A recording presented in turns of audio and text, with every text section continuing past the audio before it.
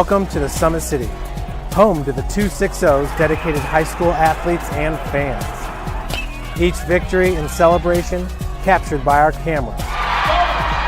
Treasure the highlights from the Summit Athletic Conference this season, or complete games live or on demand. After all, nobody's more proud to call Fort Wayne home than SummitCitySports.com. Thank you for watching Summit City Sports. To help broaden our coverage, we're asking you to become a monthly sponsor to our Patreon account. We produce weekly highlights and live video broadcast. When the Homestead girls golf team won its first state title in program history, we were there. When Fort Wayne brought back 3 state titles in cross country, we were there.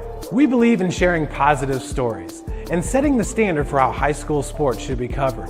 Join us and donate today. In 1952, my father, Jim Kelly, opened his first dealership. Thanks to loyal customers, dedicated employees, community support, and a bit of luck, his business grew.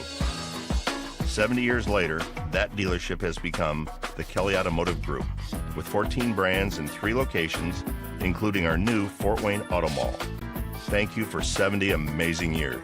It's been the ride of a lifetime. We hope you join us for the next 70.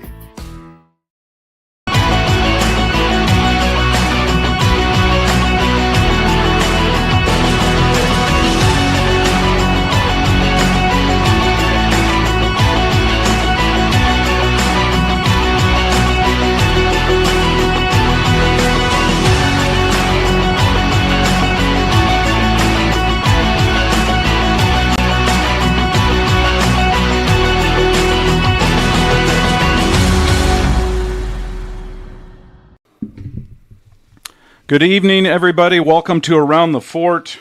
It is September 7th. I'm Casey O'Boyle from Northeast Indiana Game Night. I'm sporting, guys. I know you noticed it because you're an NFL guy. Jake's still doing his draft. He's putting his team together tonight. Last second, I've got a little Neon Dion on, a little homage to the Colorado Buffaloes. What a win this past weekend, huh? For Colorado. Shakur. Yeah. They got 2 Heisman Trophy candidates right now. It is a pretty cool story for sure out there in Colorado. And then, of course, I'm a Cowboys fan, and every year I'm convinced they're going to win the Super Bowl, and this is no different this year. So, been running, Casey, and like I said, it was great to see Colorado get that win. Coach Prime, his first win at a Power 5. His son just played unbelievably awesome along with Travis Hunter, and said it a year ago, I couldn't stop watching the YouTube, and Dion Jr., his son, who makes all the YouTube videos. So it's a lot of fun to see. It's really cool. And super happy to have Coach Kunkel on.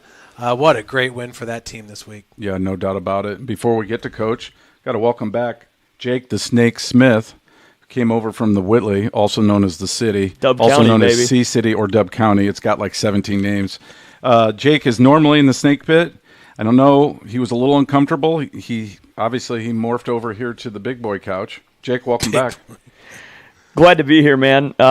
Quick shout to my homeboys, Leo Line Football. They got the best of us this season. Yeah, they crashed our championship dreams early. We got them last year, but this year they bested us 12-0. Fantastic group of guys. Got to see my homeboys, Trent Schott, Rob Livingston. I know Mike Barber's probably listening, so shout out to all you guys. Love you very much. And thank you to Parkview Sports Medicine for being there to look after our offensive linemen that went down. Yeah, great for game. Sure. For sure. Excellent. Nice shout out, Jake. And without further ado, now from the southern hemisphere of the game night coverage area, Bluffton head coach Brent Kungle joining us in the Coach in the Cave interview. Coach, welcome to Around the thank Fort. you guys. This is it's great to be here. Really, really excited to be here with you guys. I'm looking forward to talking some ball and just kind of hanging out here in the what do you call it, the cave, the dungeon, cave, or what do we call it here? all the above. Yeah, there's a lot of new little artifacts and some new little treats. Sure. Speaking of, thank you for the helmet, Coach, that you brought here. Look at this. Cool helmet. Jeff, I think it's like the old Mort Anderson yeah. kicker face mask on there, but it really is. I love it. It's outstanding. Well, thank you. I've been begging this guy for a helmet now for 2 or 3 years. you hit always me up a puts few me times off. in text. He probably took this off one of his kids' heads tonight at practice. Speaking of, Coach, you normally would be at Thursday night practice. It's kind of part of your weekly routine. So thank you for making the time to join us. Tell that story a little bit for our listeners, because I think it's great. Yeah, we practice Thursday nights. We like to go at 7 o'clock, just 24 hours before game, kind of the atmosphere you're going to be in. And you presented me the opportunity a week or so ago, and I kind of shot you down last week, and then kind of hit me up again, and I talked to my coaches about it, and just said it'd be a great opportunity to talk about our program and who we are. But head coach, you never want to be gone. You never want to miss practice. You want to be there. Of course. And, my right-hand man, Todd Morgan, he's been with me for 7 years. Some of the head coach said, he goes, I don't care if you're here or not. I mean, I don't.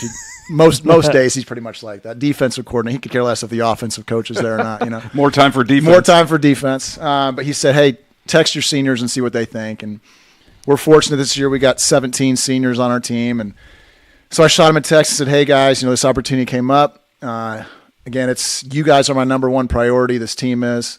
But it'd be a great chance to talk about Bluffton and who we are and kind of what you guys are doing, this year and what you've accomplished in your careers. And I said, what do you think? And right away, all my captains responded, said, Coach, we got this. We're a player-run program. I tell them, bad teams, nobody leads. Good teams, it's 50-50.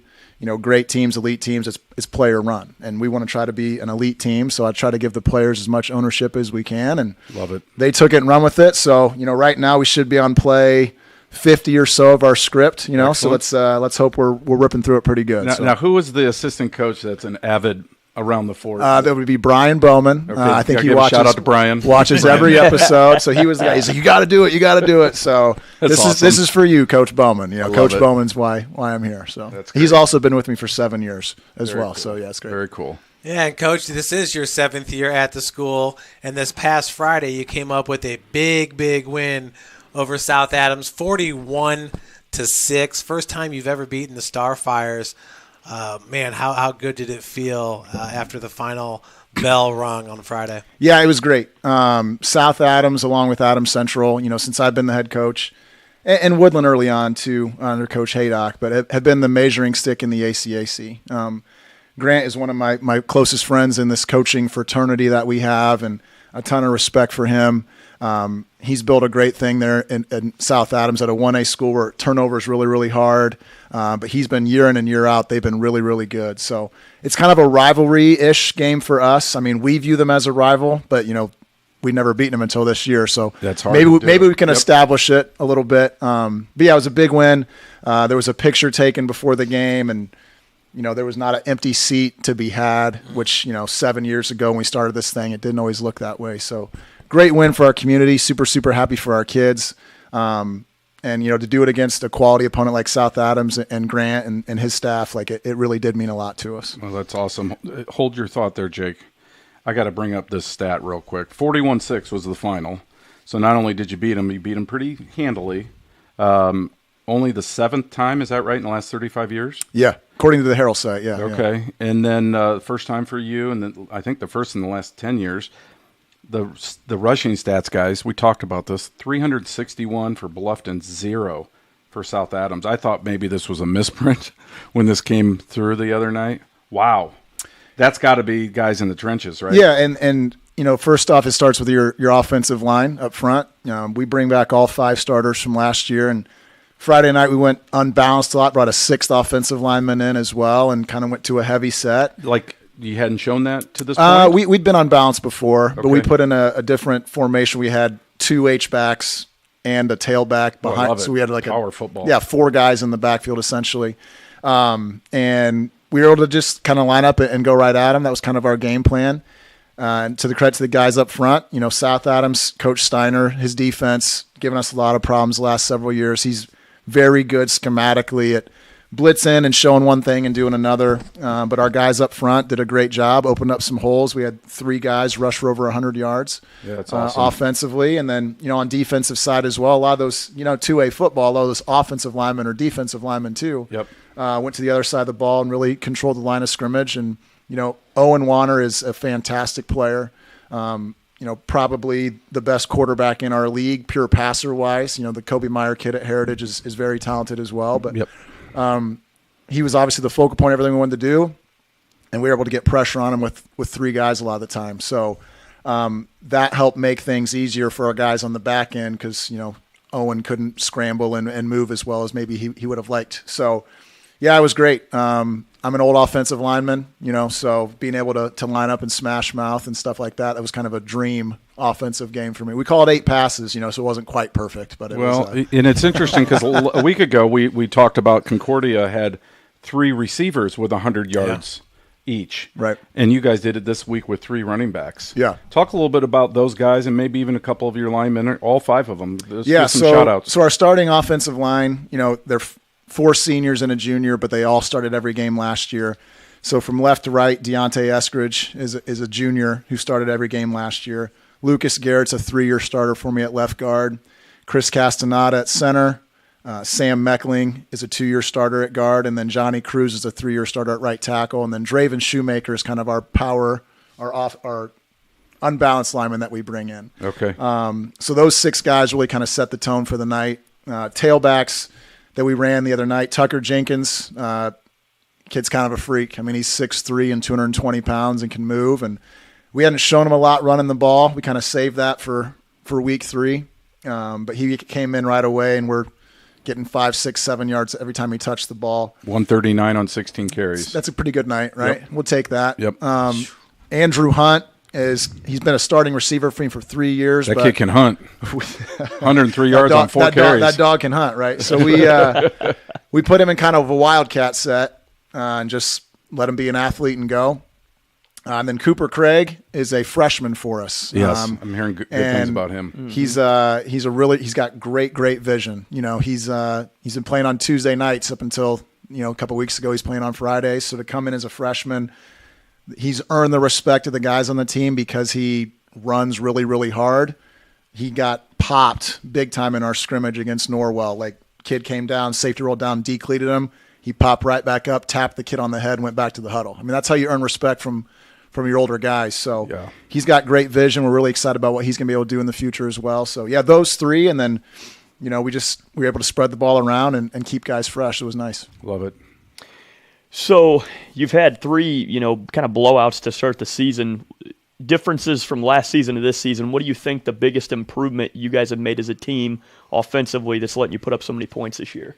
Yeah, I think what we've done is we've been focused. A lot of my criticism that I've had of our team in the past is I don't feel like we start the games with a great level of energy. Okay. I don't know if that's just high school kids in general, but everything's just kind of, to start things. And we've been able to come out, and I think it's due to our senior leadership and guys who've been through it to kind of know how we need to start games. And we've come out in every game we've played and scored on our first possession, nice. Each and every time. So you kind of helps relax you a little bit and kind of gets things going. So I think our focus from the start has been good. And I think it's experience, we got 20 starters back, and they've been through it. Like I said, that offensive line started all 13 games we played last year together. They started the first 3 this year. So that's kind of uncommon, in a small school or any school really. So just experience, kind of knowing how to do things. And like I said, we're a player-run program, so our captains and our seniors have done a great job. Love it.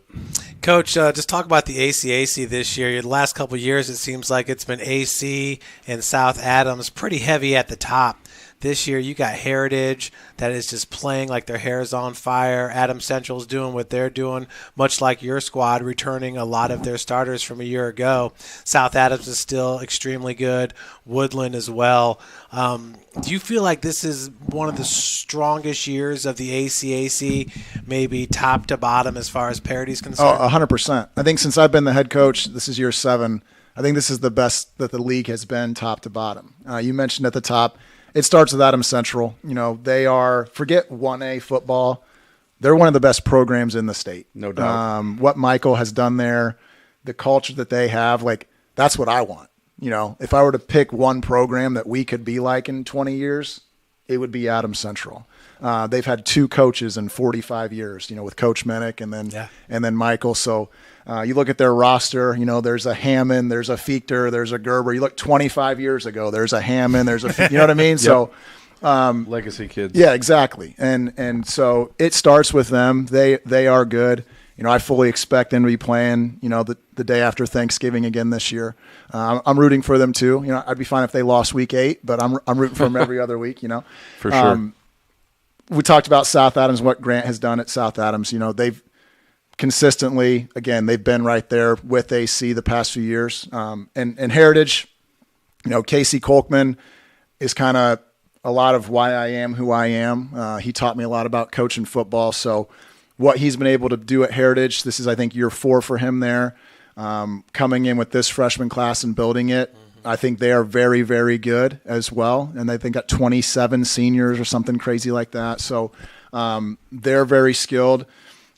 Woodland is very dangerous. They got a lot of athletic kids. Coach Smith, he knows football, and he's going to get his kids in position. We're going to have to be sharp tomorrow, just kind of seeing they're going to throw something at us we haven't seen. He likes to motion and shift and change things up.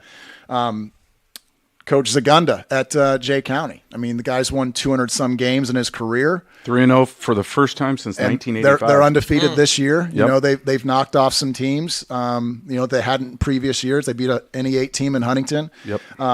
So they're going to be having a lot of confidence. We have to go down there next week. It's homecoming. The whole town of Portland shows up for home. They have maybe the best band in Northeast Indiana. Their band is incredible at games, but they're always fired up to see us in that week. And then you get to Southern Wells. In Southern Wells, people might want to knock Southern Wells. That's a rivalry game for us. I mean, that's in the county. Yeah, our kids all know each other. You know what I mean? It means something. It's Street Fair week, which you guys come down to Bluffton for the free street fair. I love a good fair. Come on. It's nothing like Whitley County days or whatever they have there in Columbia City. Fox always brags about. But, Coach Sprunger, they picked up a win. They broke a streak.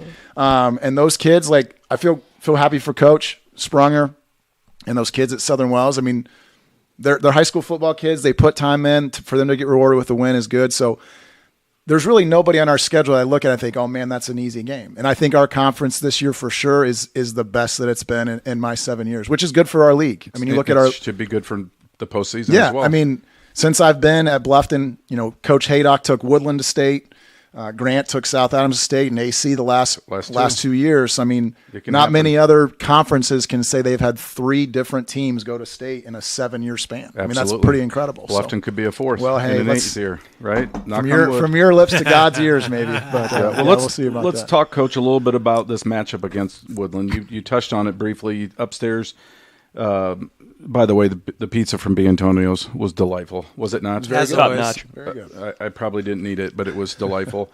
You talked about Coach Mike Smith being an offensive mind and how he's really good with the X's and O's. Delve a little bit deeper into that for our listeners and what you guys have to do defensively and what you expect tomorrow night. Yeah, I mean, one of the goals any coach is to try to get your best players the ball in positions to be successful.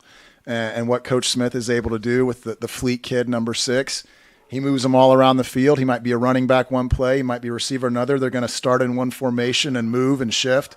So it just really presents a lot of issues and problems. If you're not sound in your planning and if you don't know your assignments and things coming in, they got enough talent to catch you if you're not prepared. So really the challenge for us is we have to go there, so you're on the bus for an hour or whatever. Our guys this week, everyone's patting them on the back saying, oh, look, great win you had last week, beating South Adams. It was a big deal for us. And a lot of times with high school kids, it's hard to turn the page. So yeah, you got to find a way to enjoy that, but also put it in the rearview mirror right. quickly. I mean, they got to enjoy it Friday, Saturday, Sunday, Monday, right? Because we had Labor Day. Yeah. Coach Kunkel got to enjoy it Friday. An hour. Yeah, Friday. Yeah, we enjoyed that one a little bit longer than an hour, but it was we had some good. It was like I said, it was a huge win. So, well, the last time Woodland played you with their home blues, special blues that they roll out, they're wearing them again. Oh, is that insider tip that they're going blues? That's my understanding. They're gonna. I think at game night. Well, you're gonna take your stack back, but I believe they're wearing their blues again. Okay. And the last time they did, if I'm not mistaken, they upset the Tigers. Oh, Jake Snyder had maybe an all Madden game. I mean, I think he was like 28 of 32 for 400 some odd yards. I think the Reedy kid is still open somewhere. Wherever he's at, he's open right now. We didn't cover him that night. So, again, it's high school football. You're dealing with high school kids, and it's not like the pros where it's what you're going to get each time, Right. So our challenge is going to have to be coming out. Like I said, we've started every game great. We've been prepared. We've been focused. But Woodland doesn't care what we did last week. Woodland doesn't care that I'm sitting in this basement. Woodland doesn't care that we're ranked in the state for one of the first times in Bluffton. They don't care about that. Mm-hmm. Those kids want to win over a quality team, which I think we are. So it's going to be, like I said, a challenge. For sure. So you talked a little bit about your offensive linemen. You got some big dudes in the trenches and some of the running backs. But I like your comment about the energy, the focus starting out, not coming out flat. Every team's got a kid or two that maybe doesn't get the media limelight, but are guys that you really have a lot to say about or can kind of depend on in moments. What are a guy or two that maybe they don't get talked about as much, but that you got a lot of love for on your team? I think one of our leaders on our team, his name is Ben Ramsier. He's been actually a 3-year starter for us at corner. He's the kind of kid, though, that every program wants. He does everything right.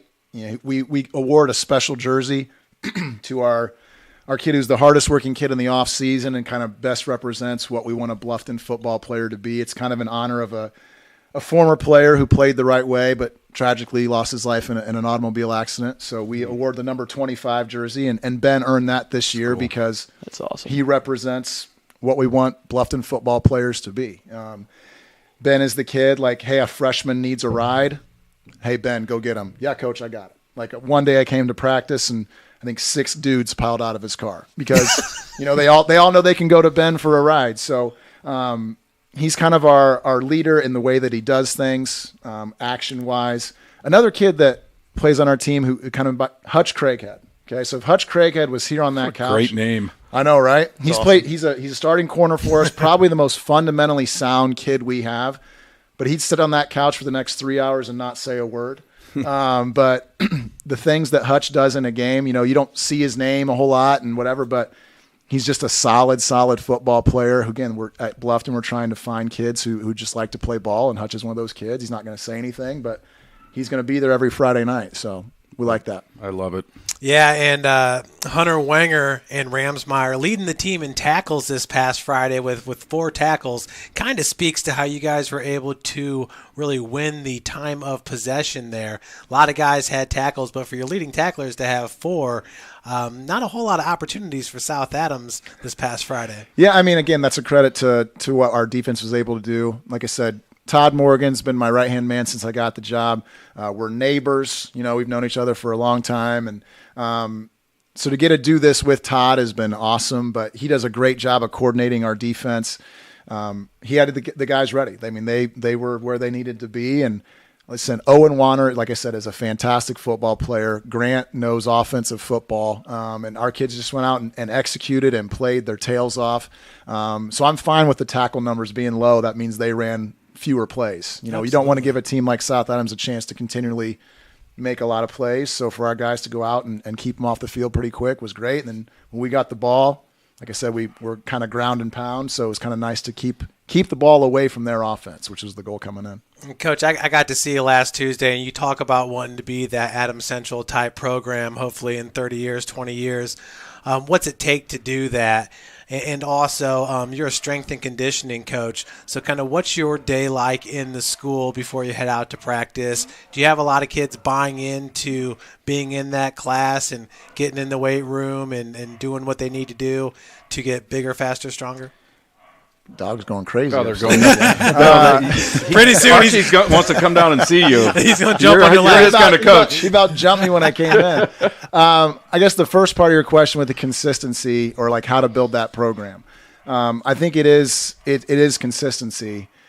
Like I said, Adams Central's had 2 coaches in 45 years or whatever the number is. When I got the job at Bluffton 7 years ago, I was the 7th guy in 15, right? So it's hard to build that. So the first thing you got to do is kind of get with those younger kids. So this senior class now is the first group that I would have had when they were Pee-wee football players, so 5th grade, right? So I've seen them. I've known who they are from 5th grade all the way up through. So you try to be present at those things.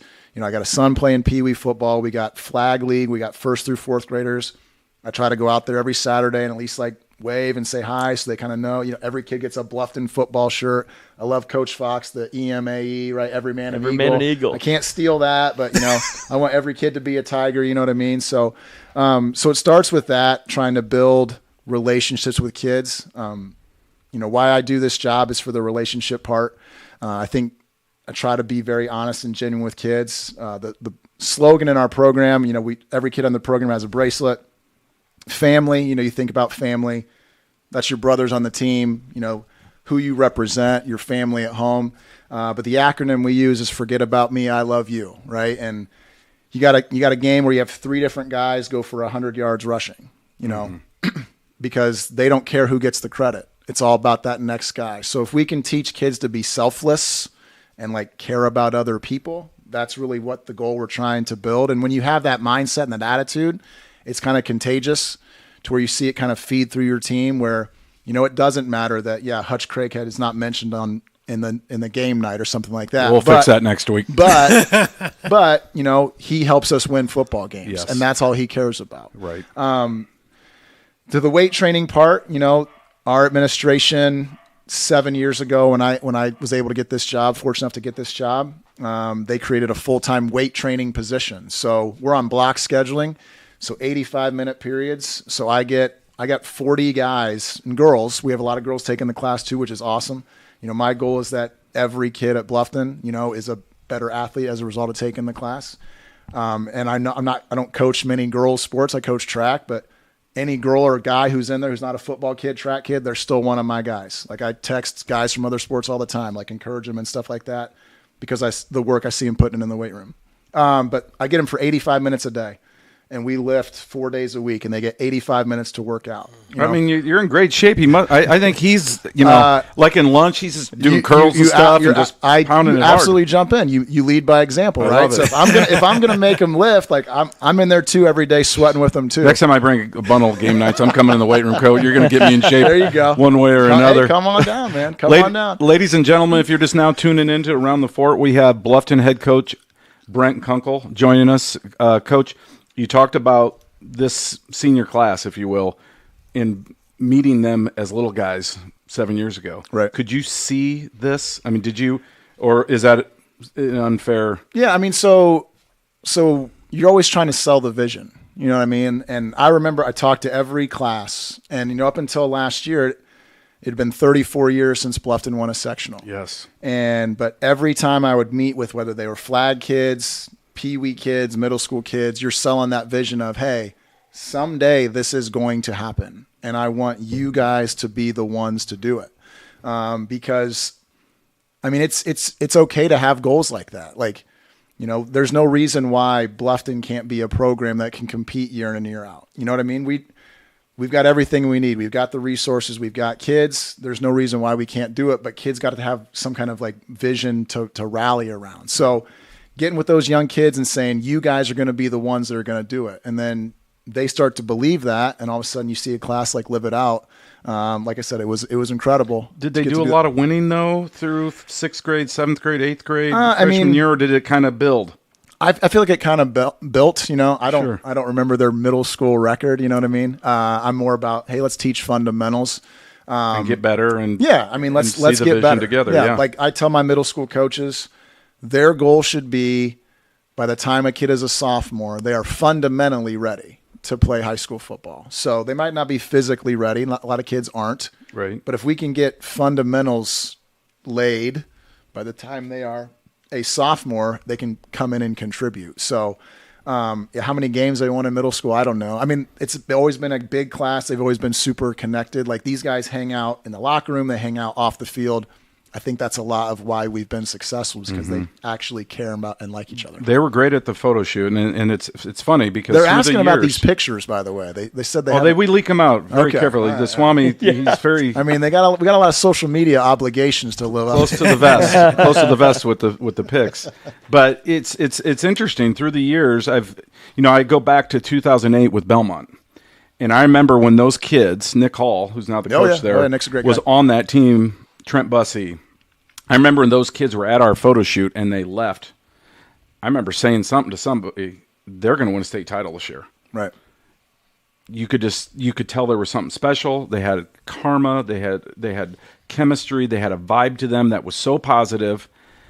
And I'm not going to jinx you guys, but you've got a special class. You've got a special group of kids, and it's exciting for people like Jeff and I and Jake to see a team, I don't want to say rise from the ashes because that's not quite fair. You've had some success there, but see a team win a sectional for the first time in over 3 decades, bring guys back, do things the right way, and now it feels like you're setting yourself up for a great season. And then who knows what Bluffton football looks like. Jeff said 20 or 30 years. I think it's 5 or 10 years you want to supplant the Flying Jets. Yeah, I mean, that's the long-term goal. But like you said, like being connected in the locker room, being connected off the field, being connected on the field, I think it all flows together for sure. So the fact that these guys like each other, they are good guys. Like we don't have a lot of discipline problems with this group. We don't have any guys like getting in trouble with teachers. They respect people, you know, and that's again part of the culture we're trying to build. If you're a selfless person, you're not going to go out and make bad decisions on the weekend because you care about other people who are relying on you. So, amen to that. I'm glad to hear you say that because I think they're a very connected group.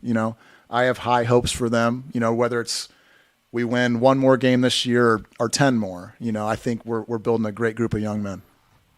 Yeah, and talk about, some of the guys you've graduated in the past. You talk about Deontay Eskridge, who is a junior offensive defensive lineman for you. His cousin, Dwayne Eskridge, is currently with the Seattle Seahawks, I believe. Yes, sir. It's got to bring a lot of pride to those guys, to the program. Does he come back and visit and talk with the team? So Dwayne and I have a very kind of special connection. I was Dwayne's position coach when he was in school, and then we had our 4th kid, so it was like, I'm going to take a year or 2 off of the high school gig. So, but he and I were very connected. I was his track coach. The kid was a phenomenal track athlete. I mean, he'll be in the Indiana Track Hall of Fame probably before the high school football Hall of Fame. He won state titles in the 100, 200, and got second in the long jump. I mean, the kid was a freak, right? So he and I have a very special relationship. So D and I still text all the time. He calls on Father's Day. He calls my wife on Mother's Day. We met his baby girl actually this past weekend. So, very cool. So yeah, Dwayne being there and Deontay, and then Dwayne's brother Greg is also on the team as well. So yeah, Dwayne came back and did a camp this year, a free camp for the kids in the community. Brought a bunch of Division I players with him who were able to kind of be there with the kids and work out with them. So that's part of the deal. Oh, it was so awesome. Huge. It was awesome. And he's like, I don't want any money for this. We're not charging kids. Every kid's getting a T-shirt, and we're doing all this. So he did that. Very nice. One Saturday. So it was really, really cool to see him kind of come and give back. So I'm very, very proud of Dwayne. I'm going to have to get you a Seahawks mini helmet. Yeah. And you're going to have to hook me up with an autograph for my collection over here, Coach. We'll get it done. I gave you one helmet. Now you're already working on helmet number 2. Ungrateful, right? I'm greedy. What can I say, Coach? I'm getting old. Go ahead, Jake. I'm sure you got more X's and O's. Yeah, so I love hearing about youth programs because Coach Fox, I think that's one of the best things that we've had over at Columbia City is that when you have a coach that actually doesn't just say, like, hey, Parks Department, deal with this. We're all on our junior football board together, and then we can get feedback like collectively from our middle school coaches, and Coach Fox can kind of put his bow on everything. But I love how you mentioned that you guys are big on fundamentals because I think in the end of football, whoever can block and tackle the best wins. Like we can talk scheme all night, but if you can block and tackle, you can win a game. So do you guys kind of scale down like your offense and defense? Or like, okay, you've got your varsity level and your JV level, but do you kind of do that through middle school too, or is it pretty much like you're just running whatever formations until they get to high school? Well, they better run what I want them to run. Beautiful, beautiful. That's good. That's good because I'm sure it helps you so much when they know some of the terminology and some of the schemes. Absolutely. So I do meet with it's Pee Wee football for us, so it's 5th and 6th grade. Cool. They start putting pads on, and then our middle school 7th and 8th. But yeah, so we're much smaller than Columbia City. We have 3 Pee Wee football teams, which is a 2-way school. We got about 60 kids. That's great. Playing 5th and 6th grade football. We got really good numbers in our 7th and 8th grade right now. We're about 25 each of those teams. But yeah, I meet with those coaches and I say, I want to see power. I want to see sweep. I want to see counter. You can run those things. then we can talk about reverse it or whatever. But like, yeah, and you look at, we were fortunate enough to play Eastbrook in the sectional last year. I mean, Coach Adamson's been there for 30 years. Coach Fox played for Coach Adamson. Yes. You know what I mean? He grew up knowing how to run belly and knowing, all that stuff. I think that speaks to the continuity you were talking about. The kids in Adams Central, they know they're going to run wing T. I mean, so when you have that consistency and you start in 5th grade, I know what doubles formation is. And I can go and I can watch a game and be like, hey, what are you guys running? Oh, we're running 24 power read, coach. Okay, good. That's where you get that continuity for sure. 50 to 60 kids in the 5th and 6th grade. What was it like 7 years ago? Not that many. So, we're kind of fortunate in the sense we got a little population boom coming as well, which is great. I mean, Bluffton schools, I'm not trying to do a recruiting pitch here, but I think we're one of the best schools in Northeast Indiana. Our high school has been an A school. I think every year I've been there with the exception of maybe one. It's a great small town community. You know what I mean? It's not far from Hirely's Bakery I just want to throw that well out. Within driving distance of Hirely's Bakery. Yeah. So a normal class size at Bluffton's like 120-ish, right? Our freshman class this year is 165. Better slow down. You're going to end up being in 3A. We might be a 3A school in a few years here. My son's in 6th grade. Their class is 150. So we've got this kind of window coming. Schools get these windows. Adams Central's window's been like this all the time. But we're kind of got this window coming. So it's one of those things where, okay, we better be disciplined in what we're doing to take advantage of the opportunities we got for sure. Do you feel like the winning buzz has helped kind of motivate some of the kids to get off the couch or off the Nintendo and come out and play? I think like winning is contagious, just like losing is. If there's excitement with what's going on, kids want to be a part of that. For sure. I tell kids, I'll go up and talk to any kid at the school to try to get them to play football. But who are they going to talk to? They're going to talk to you. They're going to talk to their buddies. So if we can sell the excitement to our guys and our guys are excited about it, then you're going to get more of those kids coming out. And I think that's been a game changer for us. I could have all these great slogans and messages and stuff like that. At the end of the day, you got to win games on Friday nights to get kids excited. And we've been fortunate enough to do that. So I think it kind of bleeds into each other. You got to have the culture, but then, no one wants to go out there and get drubbed every Friday night. Winning obviously is something that helps get kids out for sure. Being a weightlifting coach, do you ever have a guy in the weight room that's just throwing up 315, no problem, but he doesn't play football, and you're like, come on? Not really at Bluffton. No, those kids don't slip through the cracks quite as much as they used to. I got several guys who can put up 315. Johnny Cruz is the strongest kid I've ever had. He's our right tackle and nose guard. And the other day, I think his last set, he was right at 395 or something like that. Gosh. That was a bench press, and then he squats 550. I mean, Tucker Jenkins can power clean 300 pounds. I mean, it's like I said, that class has been a game changer for us across all sports. Man, I love it. I mean, it's almost like where you're It's county ball, man. It's different. You know what I'm saying? It's different, man. It's just different. Coach, we got about 10 minutes left in this segment. Yeah. Let's go back to your playing days, your high school days. Sure. You're a Norwell grad, I am. Correct? So from that area, played on some pretty good teams with some pretty good teammates, and you were a lineman. Maybe recant some of those stories that we talked about upstairs. Yeah, briefly. so I mean, I played my freshman, sophomore year. I was at Norwell, played for Coach Gary Scott. I think he's the all-time winningest coach at Norwell. Coach Gary Scott, man. Great coach. He was there forever. Yeah. So I played for him my freshman and sophomore year. And then he moved on. He retired after that. But my sophomore year, we were fortunate enough to go to state that year.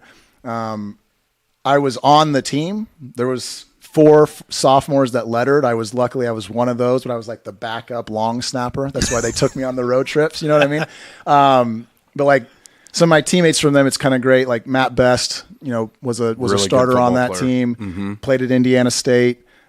His son is now my freshman quarterback, so I'm really excited. I get to coach one of my former teammates' sons. That's so cool. Nick Kren was another guy on that team. That's another name. Played at St. Francis. Yes, and All-American. He's coaching a Pee Wee team for me right now. Actually, Kren and Best are co-coaches of a Pee Wee team. So you come down and hear some intensity at a Pee Wee game on a Saturday. Those are, you know what I mean? Those are hard-nosed football players. And those are Norwell guys who we've got to move south. You know what I'm saying? So, yeah. And then my senior year played for Coach Miller. And like I said, we were okay. I mean, I always kind of knew like my career was never going to be in playing, but I loved the game and I knew I wanted to get into coaching. So I like I said, I loved every minute that I played, but I knew my future was probably going to be on the headset part, not the playing part. Interesting. As I was going to say, if you got Nick Krinn to come coach for you, I mean, they said he used to show up to breakfast before games at St. Francis with blood all over him from hunting. Yeah, that sounds about right. So you have to have some good hunting. Well, we hope it around. Was from hunting, allegedly. we hope it was. You know, we don't want to break any news here, but yeah, Nick was one of my, like I said, he was a year ahead of me, and you know, the sophomore year we went to state, you know, I got 6 extra weeks of practice, but it was 6 more weeks to get my butt kicked by Nick Krinn. But he made me into a much better player. I was able to start, you know, junior and senior year for Norwell back then. But yeah, I'm glad to have those guys in the fold for sure. It's just going to make our youth programs better. Yeah, and arguably the best offensive lineman ever at St. Francis, which is saying a lot, and that's just coming from Kevin Donnelly and those Nick was a player. He was a good one. Nick was a player. So talk about where'd the love for football come from? Because you said that you were neighbors with the Harnish family, right? Obviously, country neighbors. Yeah. Country neighbors. We're a mile apart. Yeah. Chandler, what a career he had. Wasn't he the last draft pick in the NFL? Mr. Irrelevant. Yeah. Not relevant. He's irrelevant. And he had a great career at Northern, of course. Yeah. He was a heck of a college quarterback. I was in Naperville, Illinois at the time, and everybody loved Chandler because he brought so much pride. And then I was at St. Francis with Pearson. I don't know many better people than Pearson Harnish. Oh, for sure. And the whole family. And Mitch. And Mitch was 2 years younger than me. And then let's not forget Carly. Carly kind of gets left behind, but she's the daughter in the family. But yeah, and Ron has been at Norwell for years and years and years. But yeah, we grew up together. Does the clock, right? Yeah, I think he still does. Yes, he still does. Absolutely. Yeah. But I mean, are relationships like that, are those some of the ones that helped kind of build that love for the sport inside you? I just, you start off playing in Pee Wee. I just kind of fell in love with it. You know what I mean? And I'm not a football coach though, because of like that part. Really, my biggest influence in wanting to become a coach was my high school basketball coach, Coach Ty Platt. You know, who I played for at Norwell. Interesting. He really taught me what it meant to like care about your athletes. You know what I mean? And I wanted to kind of emulate that. And Coach Waybright, who's the AD at Norwell, he's another reason why I became a teacher and a coach, because of the impact those guys had on me. So I like I said, I love sports. I knew I wanted to be involved in it somehow. And that's kind of where my love for coaching came in. You know, I think as easily as you could be doing basketball. I just fell in love with football. You know what I mean? Interesting. So, Ty was a coach at Huntington University, correct? He did. Yep. He took over for his dad for a while. Yeah, absolutely. Coach, we just got a few minutes left in this segment. If you had some advice, some sage wisdom to pass on to a young coach, knowing what you know these last 7 years and before, what would it be? Don't get caught up in your results on Friday night. You have to have a fallback, a reason for why you do things. I got my wife. I just turned 40. My wife let me get my first tattoo. Breaking here. out the gun. What is that action? It's my life verse, Ephesians 4:1. Oh, cool. It just says, "As a prisoner for the Lord, I urge you to live a life worthy of the calling you have received." I think we've all been called to do something. I feel like I'm doing with my life what I should be doing with it, and I want to be worthy of that. So whether we go 0-10 or 15-0, like at the end of the day, I'll sleep much better at 15-0. But I'll be okay at 0-10 if we're doing things the right way. So like, don't get caught up in the results of Fridays. Pour in and care about your kids. One of the best books I ever read, it's called Inside Out Coaching by Joe Ehrman. I think every coach at every level should read this book. But it talks about being a transactional coach where you do something for me and I get it and then we're done?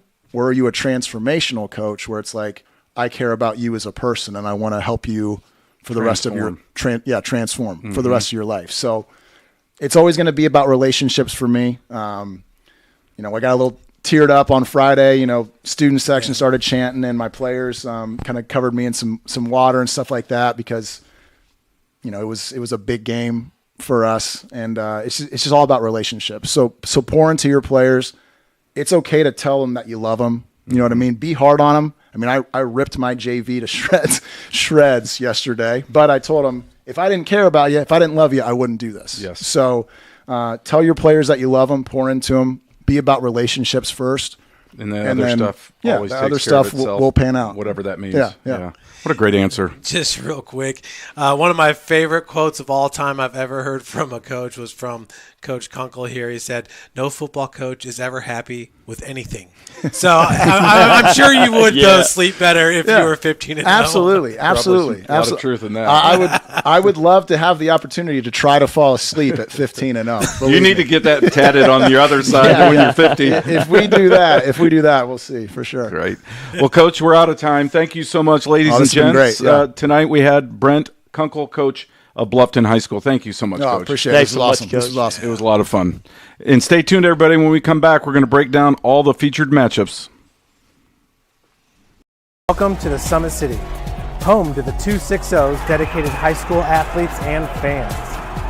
Each victory and celebration captured by our cameras. Treasure the highlights from the Summit Athletic Conference this season, or complete games live or on demand. After all, nobody's more proud to call Fort Wayne home than SummitCitySports.com. Thank you for watching Summit City Sports. To help broaden our coverage, we're asking you to become a monthly sponsor to our Patreon account. We produce weekly highlights and live video broadcast. When the Homestead girls golf team won its first state title in program history, we were there. When Fort Wayne brought back 3 state titles in cross country, we were there. We believe in sharing positive stories and setting the standard for how high school sports should be covered. Join us and donate today. In 1952, my father, Jim Kelly, opened his first dealership. Thanks to loyal customers, dedicated employees, community support, and a bit of luck, his business grew. 70 years later, that dealership has become the Kelly Automotive Group, with 14 brands in 3 locations, including our new Fort Wayne Auto Mall. Thank you for 70 amazing years. It's been the ride of a lifetime. We hope you join us for the next 70.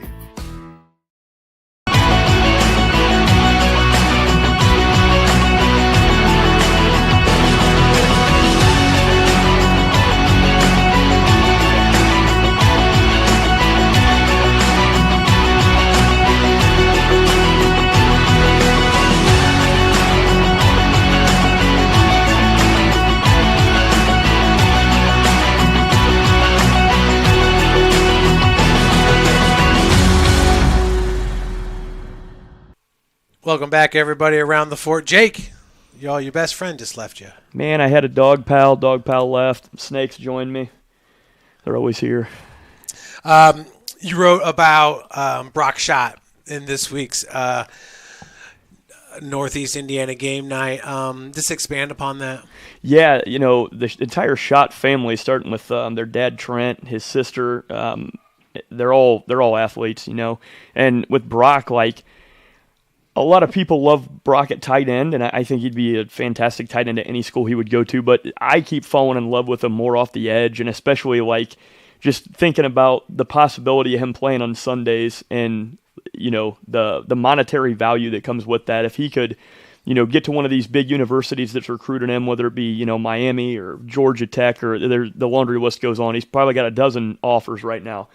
With his wingspan and his base and the way he plays off the edge, I mean, you see these edge players, the Bosas and those types of guys getting paid these $170 million contracts, and I just think, it takes a lot to be a Travis Kelce or a George Kittle, but there's a lot of good dudes coming off the edge, and I think at the right university with the right tools for him, I think the sky's the limit. The kid, he's a weight room beast. He's always posting videos of his power cleans and his bench and squat. I mean, he is a student of the game. He's got amazing outside release as a tight end, so he's got a good catch radius. He understands, how to be more of that new hybrid style of tight end that's more of a wide receiver. But he's not afraid to get nasty and block. And then watched a lot of his tape, and I thought he really shined bright against Kokomo and really put a lot of good tape down. And they didn't, get the win in that game, but just seeing some of the tenacity he has, and it's hard to explain to people that don't watch a lot of edge play, but he can command a tackle with his hand placement on the shoulder pad and just pretty much do whatever he wants with him. And look at all these universities are looking at him, man. Everybody wants Brock Schott. Any D1 university that gets that kid's going to turn him into something great, and I think the sky's the limit for him. Yeah, you mentioned the Bosa's, Joey and Nick. That's exactly who I'm thinking of. Yeah, I think Brock is a true 6'3", is what a lot of the word is. And it kind of drives me nuts that people are like, well, if he was 6'4", dude, what is an inch really going to gain you? He has the hand size. He's got the length in his arms. He's got all the intangibles that you would want. And he's built like a freight train. He's giving you a canvas that isn't a blank canvas. He's already built. Now you get him on the proper nutrition program at a D1 college. You get him working with those high-level weight room guys. Like, that guy's going to be absolute chiseled rock. I mean, he's going to be stone. Gosh, he already is. We're actually on time. I'm going to knock on wood. I lost my outline, and I thought that's probably why we're on time. Right? Usually I have an outline and forget it. We always go over. But what an interview. I mean, Brent Kungle, you can just tell why Bluffton football is surging when you meet him. That's the first I met him was tonight, and I know you just met him recently when you went down there, right, Jeff? I'm impressed. I mean, just the way he carries himself, how, you can tell he cares about his kids. And, man, they're doing some things right down there. There are some amazing young coaches in Northeast Indiana. I went to Lakeland, up to Lakeland. It's an hour the other direction in LaGrange. Mm-hmm. And Coach O'Shea's the exact same. And he comes from a football lineage. I think it was his dad that won like 5 state championships. He said he's a football junkie. He wants to come on. He is a football junkie. And, we used to do the Bishop and Dallahan camps, all that good stuff. But it was so refreshing being at his practice. The guys were hitting. The guys were having fun. The guys were running to indie drill, to 7-on-7, to inside You talking run. about Coach O'Shea or Coach Kunkel? Both. Okay. So that I've been at some practices that are kind of low energy, but Coach Kunkel's was like that, where it is every minute's got to be accounted for. You're either getting water or you're getting reps, and it's a lot of individual groups to where you don't have 10 guys standing around doing nothing. Right. They split it up. They make sure guys are getting reps. Nice. And Coach Kunkel was the exact same way. His energy kind of exudes through his players. And he talked about, the unselfishness. You do have, they're sharing the rock. And arguably their best running back isn't even playing right now. And Kamel Moore, a sophomore, who he is it's a good call, Jeff. Good-looking kid. Yeah. I mean, just naturally built. But their starting quarterback, Betancourt. He doesn't need to throw the ball. He'll block for you. He'll do whatever it takes. So Good leader. Yeah, that unselfishness. You can just see that they're returning 20 starters on that team and have the 17 seniors. I think this could be a special year for them. Does that mean that they be AC? I don't know, Casey, or Heritage. Well, as we said, and you brought it up, the ACAC is definitely stronger this year, I think, top to bottom, which really it should help all those teams in their postseason runs, including AC. Maybe having a couple of these tests that they haven't had, with the exception of Eastside these last couple of years. Eastside's down a little bit this year. Now playing some of these conference games, maybe having a little bit more competition will, I think, maybe help AC. Bluffton, the same thing. I think Bluffton has a chance to make it all the way to state in 2A. If you had to look into your Swami Globe, who would be the ACAC Player of the Year when it's all said and done? Oh, my gosh, you're putting me on the spot, ACAC. Huh? It's so early because they just got into the conference. My goodness. I mean, Kobe Meyer is going to be on that short list, I think, from Heritage. Owen Warner will be in that conversation. It's more than likely going to be somebody, I'm guessing, from AC, maybe a Keegan Bloom. Or maybe a Tucker Jenkins or somebody from Bluffton. But Bluffton is so balanced and has so many guys. Last year it was Ryan Black was our player of the year for game night.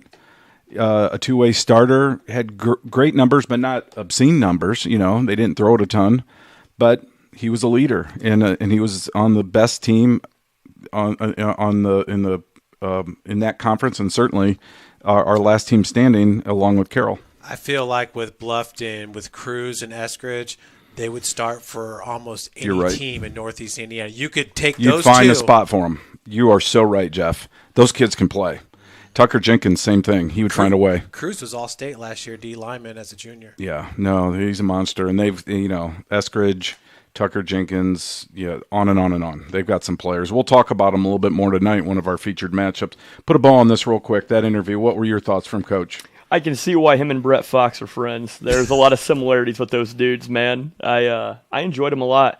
And, energy is everything, and especially with kids nowadays, the more you pour into them and the more that they're going to feed off your energy and your actions and the things that you do with discipline and those little things. And you can definitely tell that he's got a special run here ahead of him if they can keep that going. Yeah, no doubt. Well, let's jump into the featured games if you're okay with that, Jeff. Let's just start at the top with Bishop Dwenger at Carroll. Spend 4 or 5 minutes. First, I think we got to know Sean Connolly. Yeah, my goodness. Because I had to go up to LaGrange and talk to this kid. This was your player of the week too, right? Straight up Bo Jackson Tech Mobile. Wow.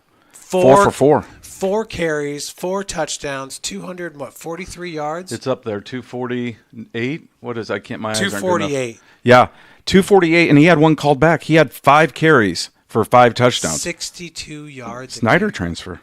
Interesting. Was on the 4x100-meter relay team last year for the Panthers. Congratulations to Sean. His mom got a job in Fort Wayne because he grew up in LaGrange. He played with all those guys, with Holbrook, with all those guys. And his mom got a job in Fort Wayne. He went with her, and he just wasn't feeling it, wanted to get back to the guys that he grew up with. So now he's a sophomore at Lakeland. They've got some really good young players. Number 2 scoring offense in the state. Okay. We'll keep an eye on the Lakers for sure. The cover, I was really excited. This was a fun cover. Mylan Graham right there in the middle. And then, of course, James Hardy.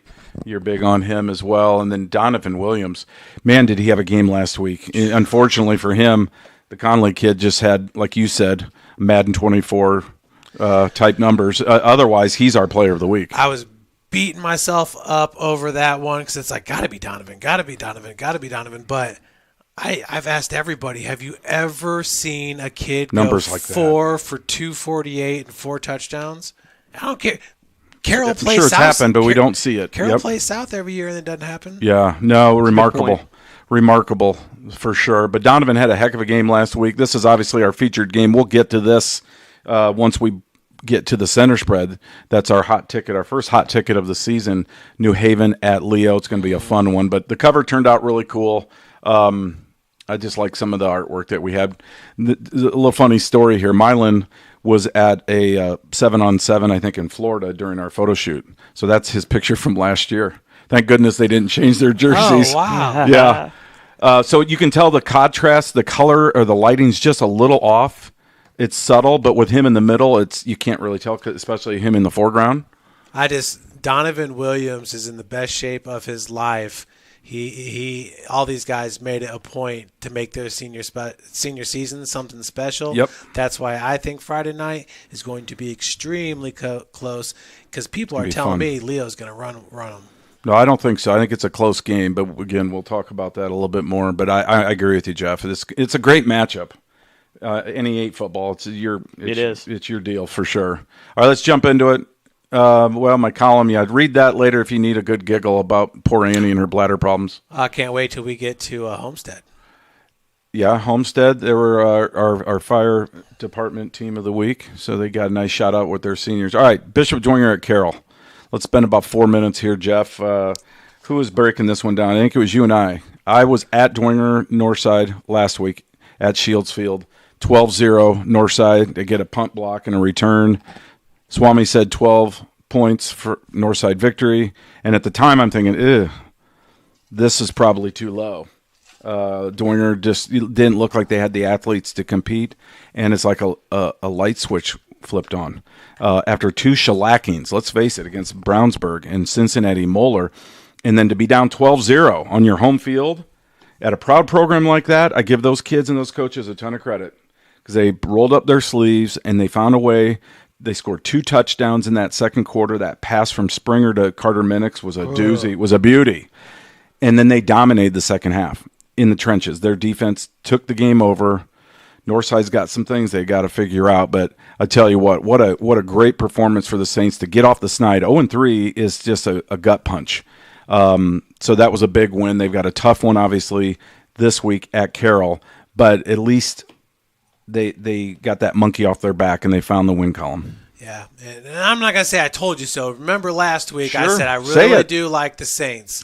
The thing about Bishop Dwenger is, number one, Ethan Springer's first season with the team, they're asking him to do things like get under center and hand the ball off more than maybe he's ever been used to. So they're still gelling. Now, him and Carter Minix, they got a bond. Yeah, they've you done can see it. 7-on-7. They've done OPS together.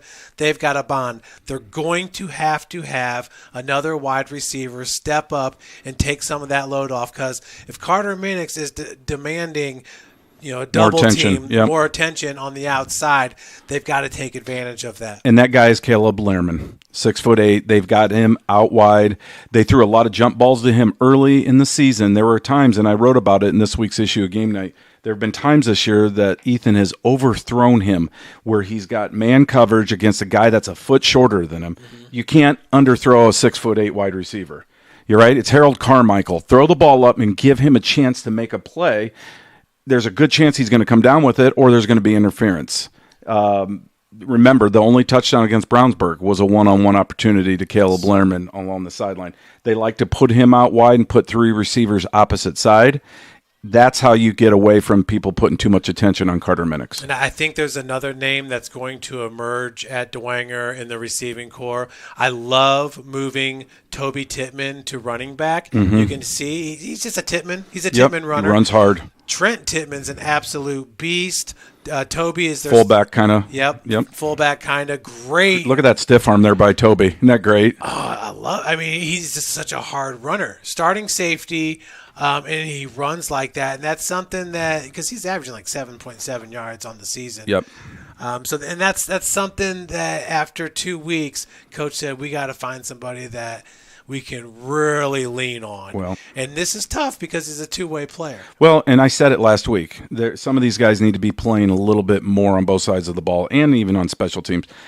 The defense, the secondary looked so much better last week than it did the previous week against Moeller. But Carter Minix is the kind of kid that could come in some nickel situations. He's that good defensively. There's just enough of those guys. Trent Tittman saw more time on both sides of the ball. They got him at fullback, and he's just so tough-nosed and hard-nosed.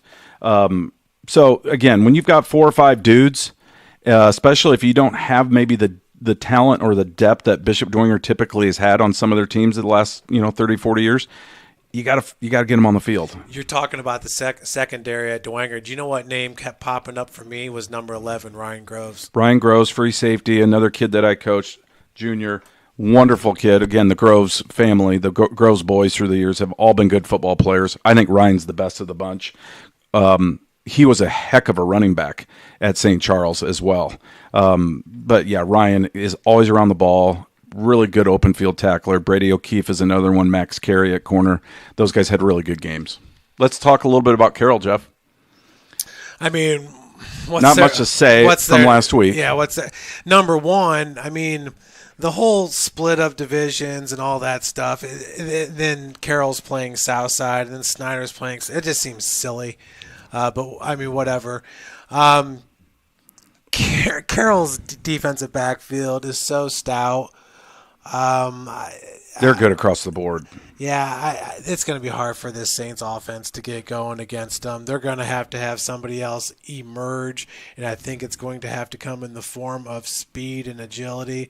I don't know if they got somebody like that on their roster, or just methodically plod down the field and be in 4-down territory every time they get past the 50, which Coach Garrett's been known to do, where you're just like, we're not going to give the ball back to Bubba in that offense, which really kicked it into high gear last week, which we expected they would. But maybe that's the mentality. We're going to shorten this game to keep it close. everything's 4-down territory on maybe even on our side of the 40. And just go and just try to shorten the game, fewer possessions for Carroll. Try to win the special teams. Dwinger's special teams have not been good this year. I mean, Coach Todd Ellinger is the special teams coordinator. He would admit that. They've been really, really solid through the years, especially since Todd's been there. But for whatever reason this year, they have not been very good. It had a punt block for a score last week. That could have really cost them. Yeah. They only gave up one offensive touchdown last week. Yep. But that being said, this is a tough matchup for the Saints. Again, a 6A power. Carroll's doing things the right way. They've got great talent at every position, all three levels on defense, and then offensively, they really kind of found some things last week. I'll be interested to see how the Saints do against, Jimmy Sullivan and that passing attack with Brady Rode and Hanson Hafner, two dynamic receivers, great high school receivers. They had big games a week ago. Can the Saints, get an interception? Can they get pressure on Jimmy, disguise some things defensively, and hang around in this thing? That to me I think we'll know a lot. I'd say going into the second quarter, midway through the second quarter, if this could be a game. If not, you just learn from it and you keep building. That being said, with Dwenger, I believe if you put number 4, the senior linebacker, Christian Lozada. Love Christian Lozada. I believe that he would be a leader, a captain, the guy that people looked up to on almost any team in Northeast Indiana. No doubt. Him and Lucas Rohrbacher, are like neck and neck. They're similar type players as too. far as they command respect. Yeah, they play with an edge. And Christian Lozada had a really good game last week as well. He actually played pretty well defensively against Moeller. Yeah, he had the hitman hit. Yes. Yeah, the big sack. Well, let's jump into the next one here. Bishop Lures at Wayne. Jake and Jeff, take it away.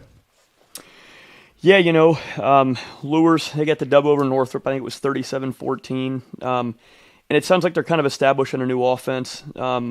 Wayne got the ball rolling, but Homestead, man, kind of getting back to what Homestead is usually more known for and kind of clobbered them 41-10. So obviously Wayne has playmakers, and I think we talk about them every week when you have a wide receiver room that I've gotten a couple Twitter battles over of who has the best wide receiver room in the area. And it's a great argument. Is it New Haven or is it Wayne? That's probably the toss-up. But when you got, Jacob Sharon and Tolles and Harold Mack and those guys, you've got to get the ball in their hands. You've got to get them at the playmakers. But on the Wayne side, I think it's adjusting to Coach Haydock calling the defense this year. And, I think he's got pretty high expectations of what that's going to look like. But there's some adjustment there. And I think if I'm Lures, I think you just got to give the ball to Gio Jimenez and just pound the ball a little bit, establish the run, grind some clock, and just get some sustained drives, battle it in the trenches a little bit, and kind of go from there.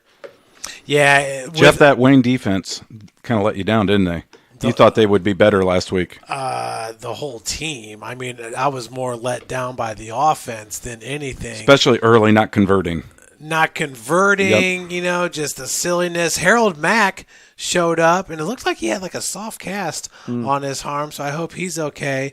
But, yeah, the rushing game averaging 2.8 yards per carry. I mean, Jacob Sharon had 6 catches for 49 yards. Mack had 4 for 69, but on the other side, Wyatt Little had 2 interceptions. Returned one of them for 6. He also batted down a ball that made him look like Loy Ball at the net, spiking it. Yeah, he had a great game. But and I know we're not talking about Homestead, so I'll leave that. But, Lures is going to be there, and they are going to be a scary team even for a 2A Bluffton because they have that kind of dynamic players in a Gio Jimenez, as Jake just referenced. Cohen McKenzie completing 6 of 7 for 98 yards. Good bounce-back game for Cohen. A touchdown, 0 interceptions. What do we know about Lures? If there's one thing we know about Lures, they get better. They produce quarterbacks too. Yep. Yeah, and they improve, and these regular season setbacks don't faze them come October and November. And it's amazing because it felt like everybody was ready to write them off 100%. After 2 weeks. And, last week they played some good football.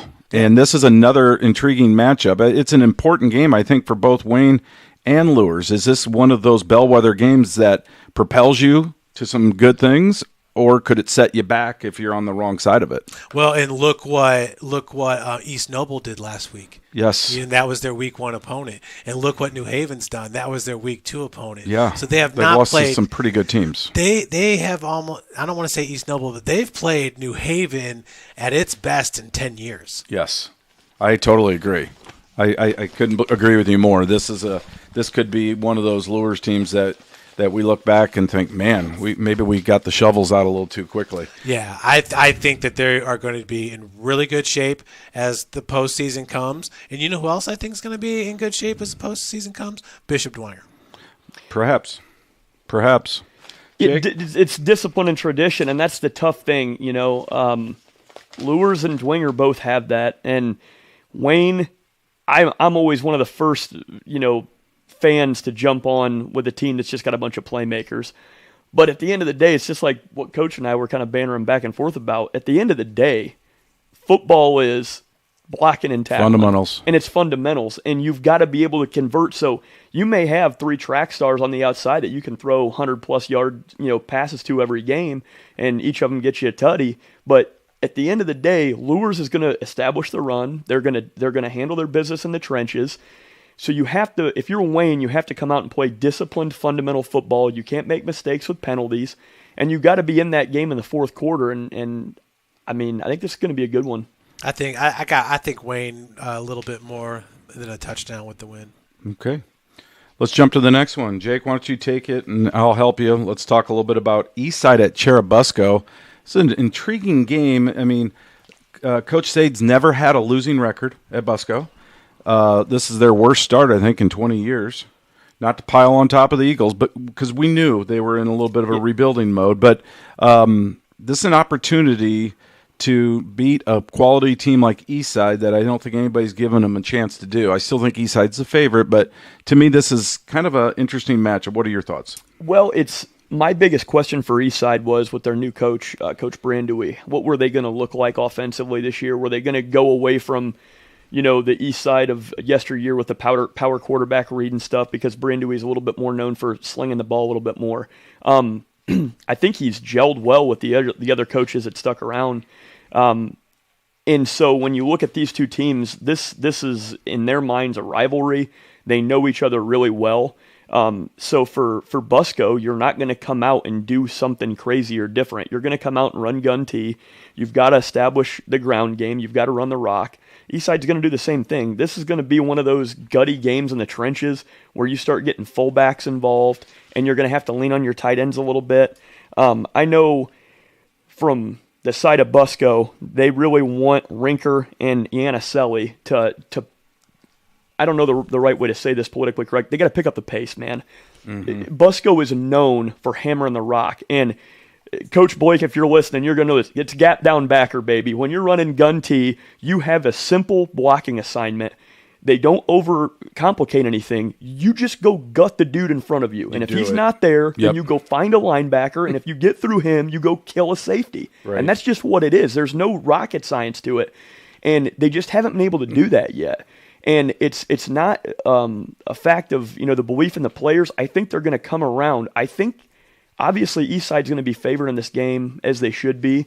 But I think you've got a Busco Eagles team that for the first time in a long time kind of has their back in a corner, and they're kind of coiled up like my Cobra over there. Mm-hmm. And I think they may shock some people a little bit because they know this Eastside team the same way that Eastside knows them. Yeah, that's a good point, Jake. And I think it is a potential trap for Eastside. I totally agree with you.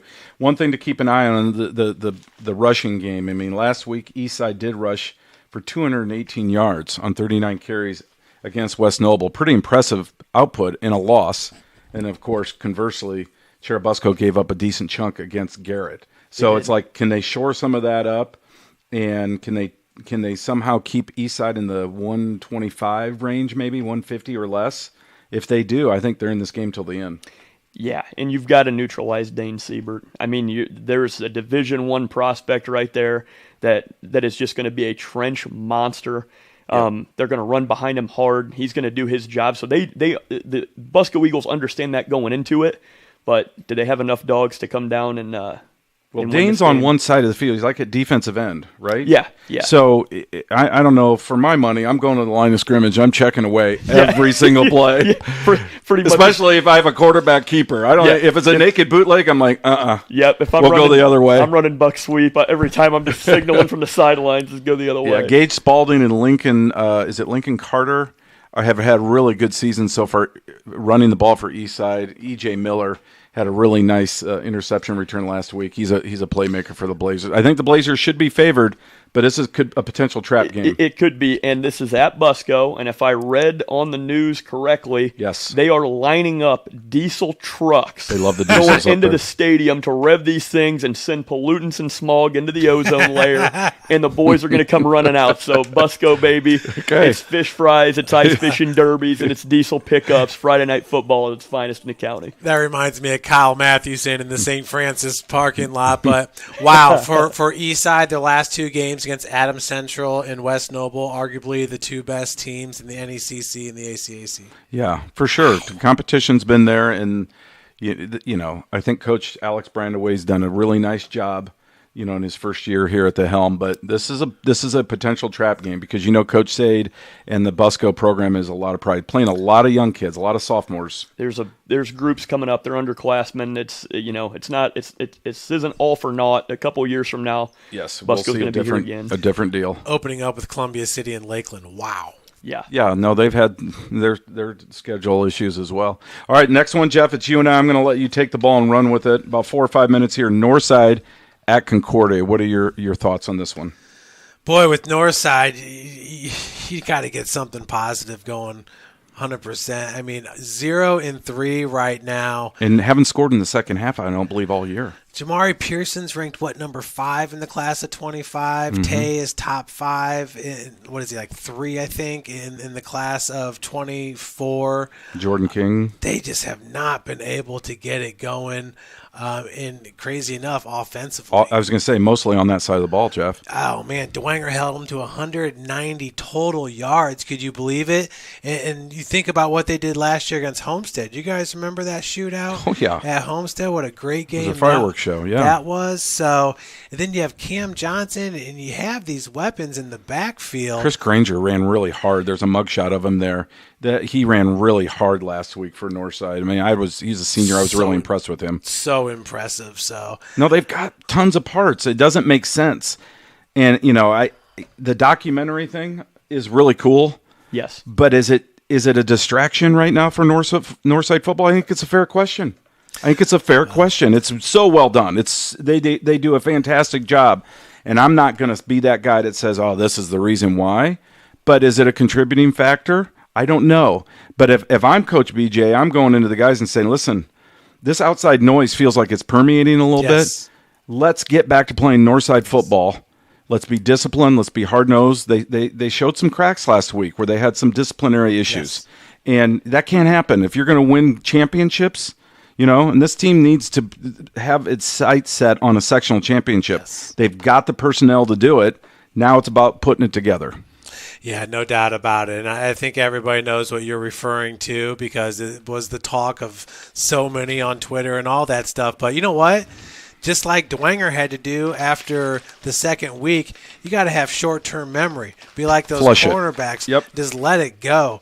Could this be a year for a sectional championship? I don't know with Snyder in that sectional. Maybe, but they've got the personnel. Remember, they've played Snyder really tough these last couple of years. So we know they've got the personnel to do it. You know they've got the belief in them that they can do it. But you gotta flush last week. Yeah. And they played 3 pretty good opponents as well, right? In Northridge, Lawrence North, and now Bishop Dwenger. So grow from it. Try to come back this week against a Concordia team that is undermanned and very young, but Concordia can throw it around. Yeah. And I think Dwenger exposed Northside to a certain degree with their passing game.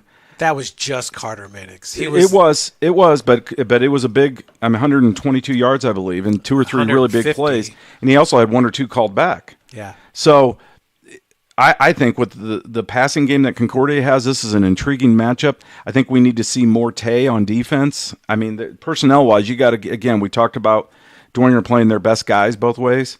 There's a few guys that have to be playing almost nonstop out at Northside right now, and Tay's one of them. I know he's coming back from an injury, but my goodness, he needs to hardly ever leave the field, in my opinion. The SAC schools definitely scheduled tough opponents to start the season. I mean, I know a lot of the Northside fans thought they were going to run all over Northridge. It's like, hold on, guys. Yeah. Northridge is really, really good. Yeah, and but physical. Casey, you got Concordia, Northrop, Lewis, Southside. They could easily be 4-3 in what would be a great game against Wayne. You get both teams clicking in week number 8. Yeah, they can right the ship. It starts this week in terms of just getting back to playing Northside football, flushing some of the disciplinary type stuff. And I know Coach Johnson, I saw him out at the JV game against Doringer earlier in the week. I know that's been a point of emphasis. Yeah, and it's like you said, it's almost like get out of your own head. Yep. Because the talent's there. It's there. They got weapons size. galore. They look great out there on the field. I mean, the weapons are there. Did a nice job with Tay running some stuff underneath, I thought, against Doringer, and then they kind of went away from it in the second half. And, again, credit the Saints. They dominated in the trenches. But Concordia, I love those gray unis. I didn't like them at first, but they've grown on me. Oh, I can't. They're growing on me. I think they're kind of fun. Zach Spielman there, all game night watch list, kids racking up tackles every week. Yeah. They've got some nice young players, and I think, I'm kind of intrigued by this game. Concordia just did not match up with Snyder at all. It was 35-zip in the first quarter. And so now they get an opportunity to come back against a talented team, but also a team that's a little shaken in Northside. And I'll be interested to see if they come out of the gate and play, at Zollner Stadium, tough Concordia football and make this a contest. But if it's close at halftime, Concordia could steal it. Who's going to be the starting quarterback? That I don't know. I mean, I think Carter Ripke's the guy. He had a rough game on the heels of 406 yards the week before. A lot of people have rough games against Snyder. Yeah, and it didn't matter. Correct. Let's face it. They could have had Patrick Mahomes playing quarterback last week, and they're not winning that game. Snyder was that good. I'm just saying Snyder was that good. I'm just giving my boy Carter a little love here, right? I think Carter's the guy. He spins a good ball, and he'll be just fine. You talk about flushing it. 4 interceptions last week. I think only 5 completions.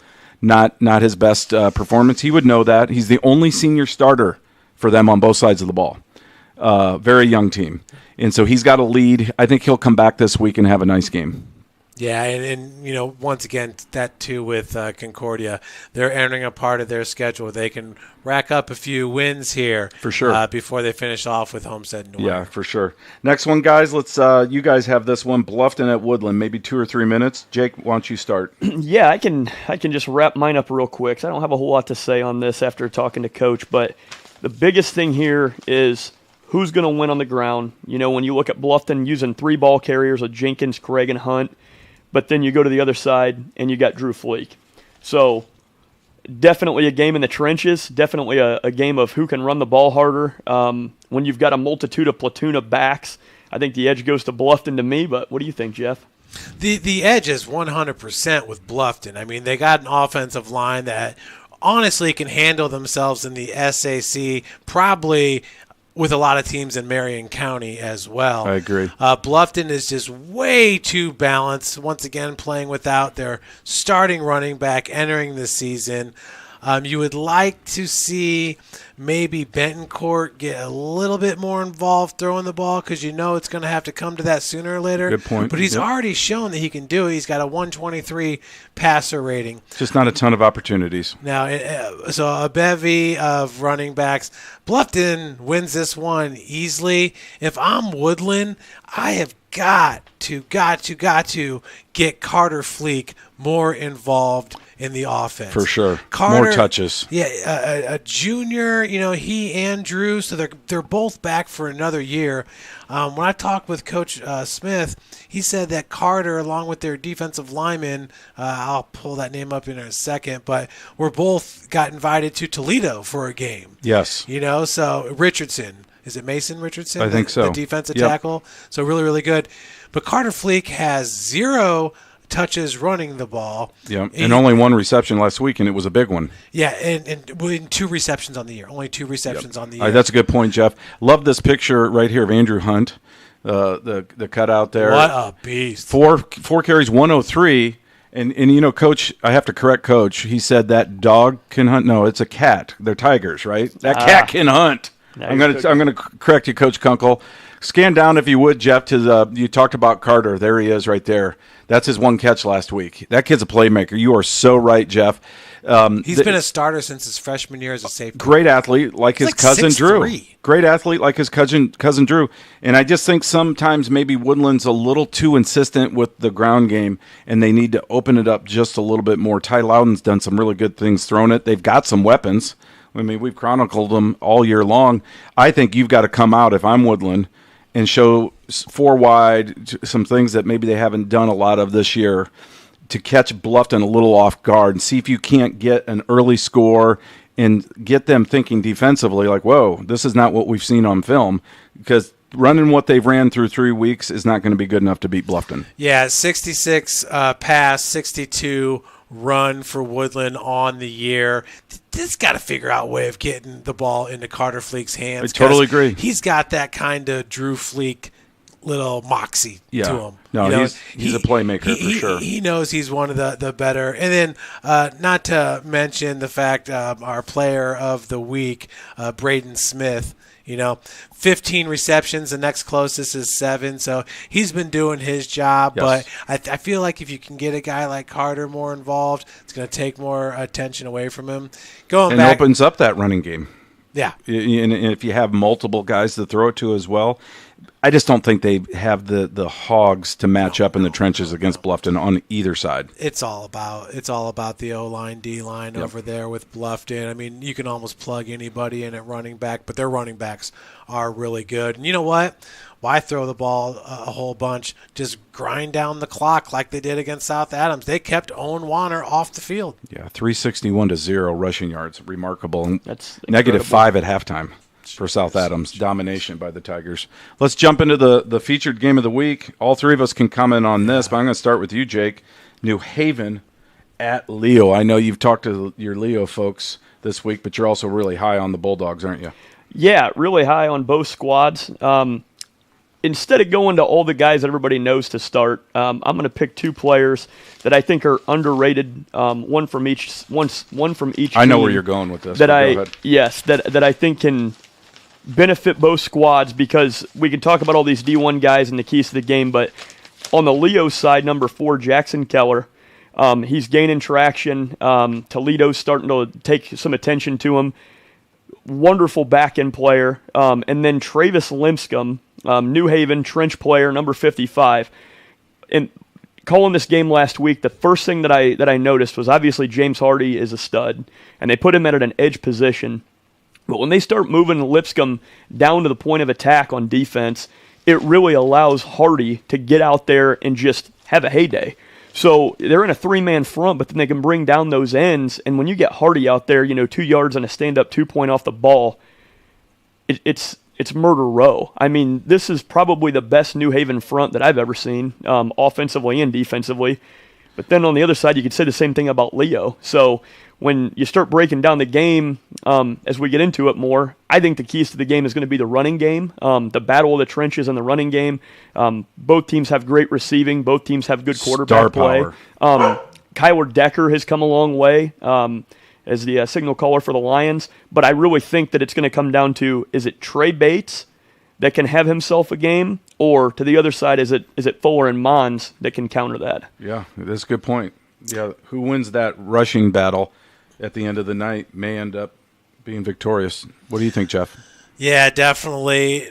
Turnovers we'll look for in this game. Special teams. I like to see what Mylan Graham's going to do on defense, because I got to believe he's going to live on that side of the ball this game. He didn't play defense at all when I saw him against Northrop. He's got to play on more defense for sure. You're right. Against Caden Hurst. Yeah, oh my gosh. I mean, what a great matchup. There is just fireworks all over the place with this game. You really got to feel like the edge would go with Leo, and it's going to be kind of that short 4 yards in a cloud of dust type of approach. We saw it last year, but man, Coach Boer and Coach Mullen over there at New Haven has made a lot of adjustments where they're not just going to let you pound us at the line. And James Hardy really is a difference maker with what he can do in space and just track down, the quarterback. Why doesn't he have more offers, like bigger offers? And my understanding is he's a pretty good student. He's a great student. He's a great kid. He's got a pedigree. His dad played in the NFL. Yeah. I don't get it. I mean, he's a legit 6'3.5". Yep. Strong, added 20 pounds over last year, can play basketball. I just don't see why he does not have at least MAC offers. He's never popped out. I mean, his sophomore year, his junior year, he's never jumped off the screen. Even Milan. Is he this year maybe a little bit more, in your opinion? 100%. Yeah. When I saw him against Northrop, I don't know how about you, Jake. He was dominant. He had, 3 or 4 tackles for a loss. Yeah, he was all over. You can see it with him. He did have a fumble in that game. Yep. But even when he catches the ball over the middle, it takes 3 guys to bring him down. Gosh, the stiff arm. This past week. I mean, I thought Jake was going to fall out of the booth. He was going nuts. He and Aiden were like losing it. To your point, Casey, I told my buddy who's now a Division I college football coach, I said, y'all for all 3. If you want a chance on any of them, make it a package deal, or at the very least, James and Milan. Yeah, say, hey, we'll take you and your buddy, because to your point, he has been ranked number 3 in his class. I believe he's still ranked number 3. He's a great kid, rock solid. I mean, I think somebody's going to get him and be like, whoa, talk about the steal of the local recruiting scene. Okay. Well, let's go take a quick commercial break if we could, Jeff, and then when we come back, we've got our 2-minute drill, and that's going to be fun. Do you have a clock for us tonight, Jeff? Well, we got no clock, so it might end up being a 2.5 or 3-minute drill. Stay tuned, everybody. I got my phone. Welcome to the Summit City, home to the 260's dedicated high school athletes and fans. Each victory and celebration captured by our cameras. Treasure the highlights from the Summit Athletic Conference this season, or complete games live or on demand. After all, nobody's more proud to call Fort Wayne home than SummitCitySports.com. Thank you for watching Summit City Sports. To help broaden our coverage, we're asking you to become a monthly sponsor to our Patreon account. We produce weekly highlights and live video broadcast. When the Homestead girls golf team won its first state title in program history, we were there. When Fort Wayne brought back 3 state titles in cross country, we were there. We believe in sharing positive stories and setting the standard for how high school sports should be covered. Join us and donate today. In 1952, my father, Jim Kelly, opened his first dealership. Thanks to loyal customers, dedicated employees, community support, and a bit of luck, his business grew. 70 years later, that dealership has become the Kelly Automotive Group, with 14 brands in 3 locations, including our new Fort Wayne Auto Mall. Thank you for 70 amazing years. It's been the ride of a lifetime. We hope you join us for the next 70.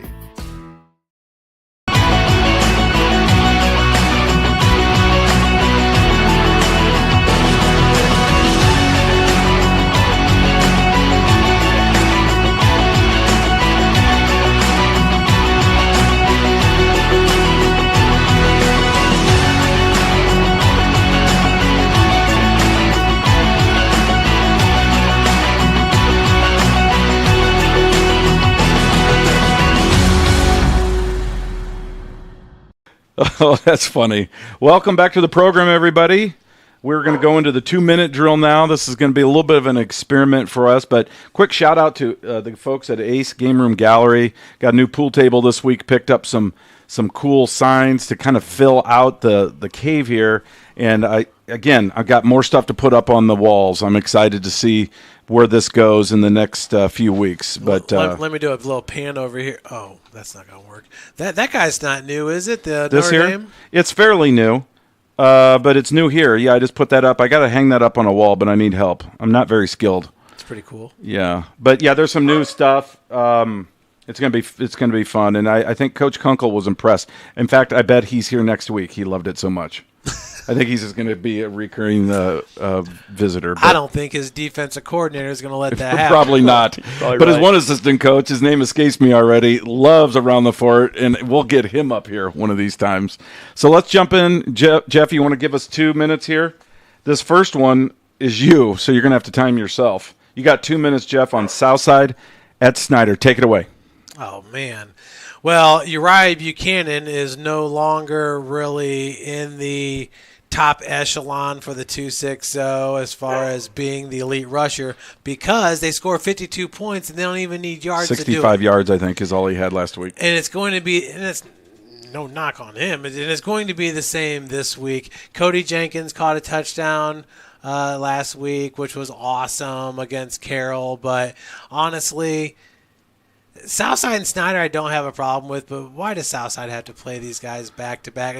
It's almost like really give tough him a breather. match. Give him a breather. Yeah, it's tough. Baptism by fire for these young guys, and, I mean, you just can't wait for maybe September 22nd, that game against Concordia, because it's not getting any easier, and it's too bad because they're not a bad team. Well, and Coach Goodwell, I think his heart's in the right place. I think he's the right guy.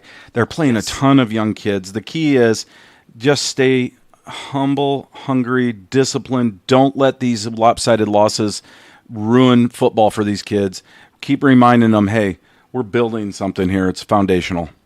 Yeah. But and then as far as Snyder's concerned, it's like you don't want to get too rusty, if you will, before that huge matchup. Oh, mercy. September 15th against Carroll. Yeah, no doubt about it. Not necessarily a trap game here for Snyder. And what, geez Louise, the cornerback, I always had such a hard time pronouncing his name. Calabote. He's really good. 2 interceptions last week? I believe so. He had 2. I think Dallas Woodson is a really another good football player that we're going to be talking a lot about here in the weeks ahead. Snyder, again, defensively, they're really, really solid. Offensively, it's just typical Snyder football. Is that 2 minutes up? There it is. Beautiful. Oh, my gosh, look at that. Right beautiful. On. So I got the mental clock. Jake, it's your turn. Are you ready for it, Jeff? Are you going to set that clock? Yeah, somebody's having PTSD from their alarm clock That's waking them up me. in the morning. All right, Jake. East Noble at DeKalb. This is another game that we talk about in this week's game night. Take it away.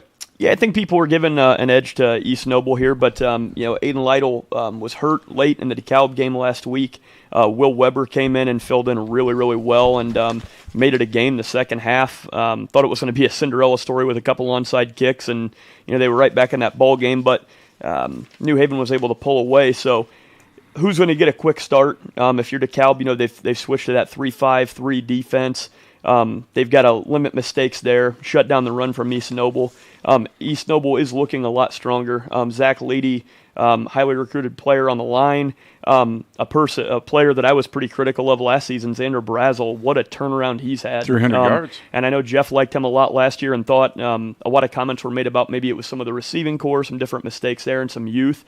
Brazel's been great, man. He looks really good commanding that offense, and as a Columbia City fan, now I'm starting to have some flashbacks that maybe, the 4 teams in the top of this conference, it's pretty nasty. And if East Noble can continue to dominate with a little bit of the run game, mix up the pass with Brazel, and they play sound defense, their special teams, Alex Sprague, 4-star kicker, man, East Noble should run here. Yeah, I totally agree. And Brazel now, I think 8th place all-time passing at East Noble. Just eclipsed 3,000 yards, so good for him. They get that passing game going. We know they love to run the ball, especially with Tyson Reinbold and Dylan Krill. They've got some nice hard-nosed football players that love to run between the tackles and get you those 3-4 tough yards. But if that passing game starts to emerge, this is a very dangerous East Noble team. That feels about 2 minutes. There you go. There it is. Wow, got it. All right, this next one is me, Northrop at Homestead. I don't know if I've got 2 minutes here. If you go to the next page, Jeff, these are bonus games from the Swami. Go down to, there we go, right there. My key to this game, for my money, is for Northrop, they're not favored to win this game. They've struggled out of the gate. Man, have they been hit hard by injuries. Both the Guilford boys were out last week, and they're a different team. Their starting middle linebacker went down with an injury. They got to stick together. Coach Q needs to just keep reminding these guys we're playing some young people. Let's just stay the course. But one person who's not young is 4-year starter Jelante Hinton. If for my money, I'm putting this team on your shoulders this week. We're going to pound the ball. We're going to go after that 3-man front that Homestead shows and see if we can't run with some success that will open up some play action opportunities for the young quarterback Callison and see if they can't hang around. If they can, it's a 6A school with some athletes. And Homestead's been up 1 week, down the next. Up 1 week, guess what? This is down the next. They've looked really good in week 1 and week 3. We're in week 4. They didn't look so good, of course, against Noblesville in week 2. Is that their MO this year, right? These are high school kids, like Coach Kunkel said. You just don't know from week to week what you're going to get. That being said, Homestead has a personnel advantage. Make no mistake. They should win this game, I think, fairly comfortably. But knowing how they've been up and down, Northrop could hang around. This is a great game for Homestead because they're finally they have the opportunity and the time to get Michael White comfortable in this offense. He scored his first rushing touchdown last week, and he had 2 passing touchdowns. Did throw a interception to Darian Alexander, but a lot of people have this year. He's got 3, I believe, doesn't he? 3 interceptions. Yep.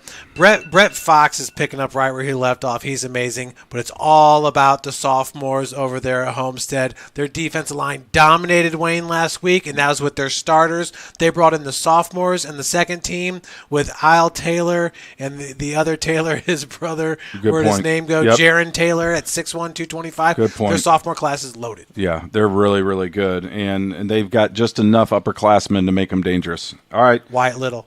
Wyatt had a great game. 2 picks last week, including a pick 6. All right, Jake, coming to you. You get about a minute and a half. Sorry. No, you're Belmont fine. at Norwell. Belmont at Norwell. 0-3 versus 0-3. Belmont hasn't scored since last October. Norwell, they're just not the same team as a year ago. Somebody's going to get a dub, though. Yeah, I think on the Belmont side, if my memory serves me right, I think Dylan Valise is a senior now for Belmont. And I don't even really know what to say here. I feel so bad for Coach Nick Hull because everybody you talk to says that he's a great guy. Football guy. He's a heck of a good guy. He knows the game. He knows how to coach. And I just don't know what the deal is or the disconnect is up there. I don't even want to talk about at this point, like, okay, Norwell should win this game. If I'm Belmont, my goal in this game is to put 6 points on the board. I'm getting a sustained drive, and I'm going to go score. And if that happens, that's a win. That's a win because I have to find a way to create some building blocks with this team. And it looks like even Coach had mentioned it in there. You have to find something to build confidence on, or where does it end? I mean, I hate seeing Belmont in the basement of the NE8 every year. It just breaks my heart because you hate seeing that dog get kicked over and over. I agree. I hope they can do something because Norwell's coaching staff with Coach Gerber, Coach Harder, all the guys that we talk about a ton, they're going to run the ball well. They're going to be a balanced team, even on a down year with a lot of players that have moved on at the collegiate level like Brody Bolin. They're still a tough team to play. For sure. And that's all I've got. Well, Norwell's given up 30 points a game, which is very un-Norwell-like. So perhaps this is the week that Belmont kind of breaks through in that scoring drought and finds pay dirt. Christian Hatch, the running back there, is kind of their go-to guy between the tackles. But it starts up front. Yep. Those guys, those linemen, there's a couple of them mentioned there in game night this week. Of course, Dylan, you mentioned Velez, Cole Mendez. They've got some guys there, some tough dudes. They just got to find a way to do it. If they could score and just put that behind them, it would be so huge for that program. All right, next one, guys, I'll take it. Adams Central at Jay County. Wow, I had a nice communication this week with Coach Zagunda down at Jay County. They are, Jeff, 3-0 for the first time since 1985. Is that the year you were born? I was born in 1987. I thought you said the Carter administration. No, this was Reagan administration. Close, I was really close. 1985. It was my sophomore year of high school, and I'm very old. So, my goodness, very happy for Coach Zagunda. I mean, he's won everywhere he's been. He's starting to turn things around there at Jay County. Let me throw a few names at you guys real quick here. Their quarterback, Sean Bailey, has passed for 457 yards, 7 TDs, I believe 1 pick. Pretty solid numbers. And then A.J. Myers at running back, 271 and 6 scores. So that's kind of their 1-2 punch. That being said, this is AC. Adams Central, I think, again, has a huge advantage. Huge. You know, they're doing. Jack Hamilton is starting to look like Ryan Black. All their quarterbacks do the same thing, don't they? Yep. Oh my mercy! And again, the Flying Jets, I think, probably win this game pretty easily. But what a story it would be if Jay County rose up and pulled off an upset. I'm not saying it's going to happen. I don't think it is. But they're 3-0. And clearly they're doing some things right down in Portland. We got to get down there. Coach got me. My stomach was turning. He's talking about they got good food down there, I guess, huh? Well, you're going to owe them pizza if they win this week. No, you take it to the bank. If they pull off the upset, yes, the Swami will get on his magic carpet and fly down to Portland, Indiana. No doubt about it. All right, next one is Garrett at Lakeland. My man Jeff, take it away. Well, Lakeland is just, I don't want to say they're a team of destiny because they only have 9 seniors, and just seems like everybody's sophomore and juniors starting on that team. What a great story, though. Oh, an outstanding story, and they're definitely the team of the future. I mean, the next 3 years are fireworks in LaGrange County, that's for sure. But, Garrett turned it around. 27-0 last week against Busco, and a lot of people wanted to see Cameron Rubel on all the top players of the list. I had some technical difficulties. I couldn't do my top 10, but he had a great week. He was on my top 10, 35, 193, averaging 5.5 with 2 touchdowns. Yep. But the firepower, I mean, Carson Mickham, remember he had the big game against South Bend St. Joe. And then now what Sean Conley's been doing, and I've seen it up close and personal, it's like lickety-split. Yeah. This kid is not a joke. He number one, arm tackles aren't bringing him down, so he's got that going for him. But he's simply quicker, and he's got those cat-like quicks. Yep. He's quicker and faster than anybody on the field. Yeah, Coach O'Shea said he doesn't look like he's going that fast. But yet he is very smooth. He's elusive, and he said he's got a knack to get in the end zone. And the way he runs, I mean, don't get me wrong, he's a lot skinnier than a Barry Sanders, but the way he gets his feet together and just makes these little quick hops. He's just a baby. He is fast. What's he got, Jeff? 593. 593. Averaging 12.1 yards per carry. 9 touchdowns? That I don't know, but 49 carries. Yeah. Last week, of course, 4 carries, 4 touchdowns, a 5th called back. Yeah, he had 4 the week before, and then I think 1 in week 1 because Mickham had a few. How exciting for Lakeland football. He's ranked number 4 in the state. And not even close to having the most carries. Yeah, I'm sure, Jake, you've got him on your recruiting scouting report, right? You have to put him on the radar. Just on the radar. Yeah, for sure. What an exciting time for Lakeland. That does not look like a junior in high school. Well, speaking of, why don't we knock this out, and then we've got a couple more games, 3 more games. But why don't we just talk about this real quick, Jake? Give us a minute on this. Sure. So let's run through these guys. Obviously, Jeff and I talked about Brock Schott, an absolute unit, a true 6'3", 215 pounds, probably plus or minus 5 or 10, depending on the day and how many power cleans he did that week. But 4-star prospect from 24/7 Sports and Rivals, ESPN Top 300, which that is an insane stat. A Northern Indiana kid in the ESPN Top 300, recruited by pretty much name 'em. I mean, Miami, Georgia Tech, Purdue, I believe Wisconsin. I mean, it's all the D1 powerhouse programs. Love that pick too. The pick turned out cool. Yeah, the pick was phenomenal. Things that you Steve love about Bowen this. Submitted that. And speaking to more coaches, he's a 3.9 GPA, so he's book smart, he's weight room smart, and just an absolute dominant force on the football field. Wide wingspan, big hands, nasty tackler. He's a trench monster at defensive end. I put a couple little notes in there. When somebody's running these a lot of GH and GT counter at the college level, like that dude's going to eat that alive. I mean, put your best puller out on him hat to hat. He's shedding a block. He's coming downhill. He's going to eat your lunch. At the tight end position, he's, at what everybody wants nowadays. You look at the best tight ends in the league, and it's, the George Kittles and the Travis Kelce's. They get nasty in the trenches. They can block in power football, but they can also run a seam, or they can get an outside release and run, a deep vertical route, and he can do all those things. So Brock Schott is a beast. And then going down a little bit, we're doing the thing where we're kind of picking maybe 3 other players that we've seen recently that we've kind of got eyes on. We've been talking mad about James Hardy the fourth. For sure. Really a similar style player for New Haven is what Brock is. Now, not the same type of player in necessarily measurables and intangibles, but James Hardy's a nasty ball player and should get a lot more looks. Offered by St. Francis. I believe I just saw something that him and a couple of the guys are maybe have a trip down to University of Indianapolis, I think it is. I know Jelante did. Yep, and Jelante's one of them. So I've loved Jelante Hinton since I started hanging out with you guys. He's listed as an athlete because now at this point it's like they're going to play him at every defensive line position, outside linebacker, running back if they have to. Just get the dude on the field. He makes Northrop a much better football program offered by Culver Stockton College. And I think he, like Jeff just said, U of Indy, Coach Blackman looking at some of those guys. Yep. He's a freak.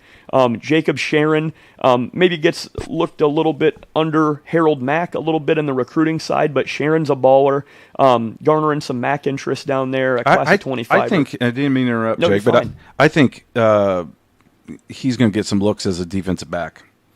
Oh, Sharon. Yeah, Because I think he's physical. The way he comes up against the run. Yep. I know everybody thinks of him as a receiver, and I think even over at Wayne they do to a certain degree.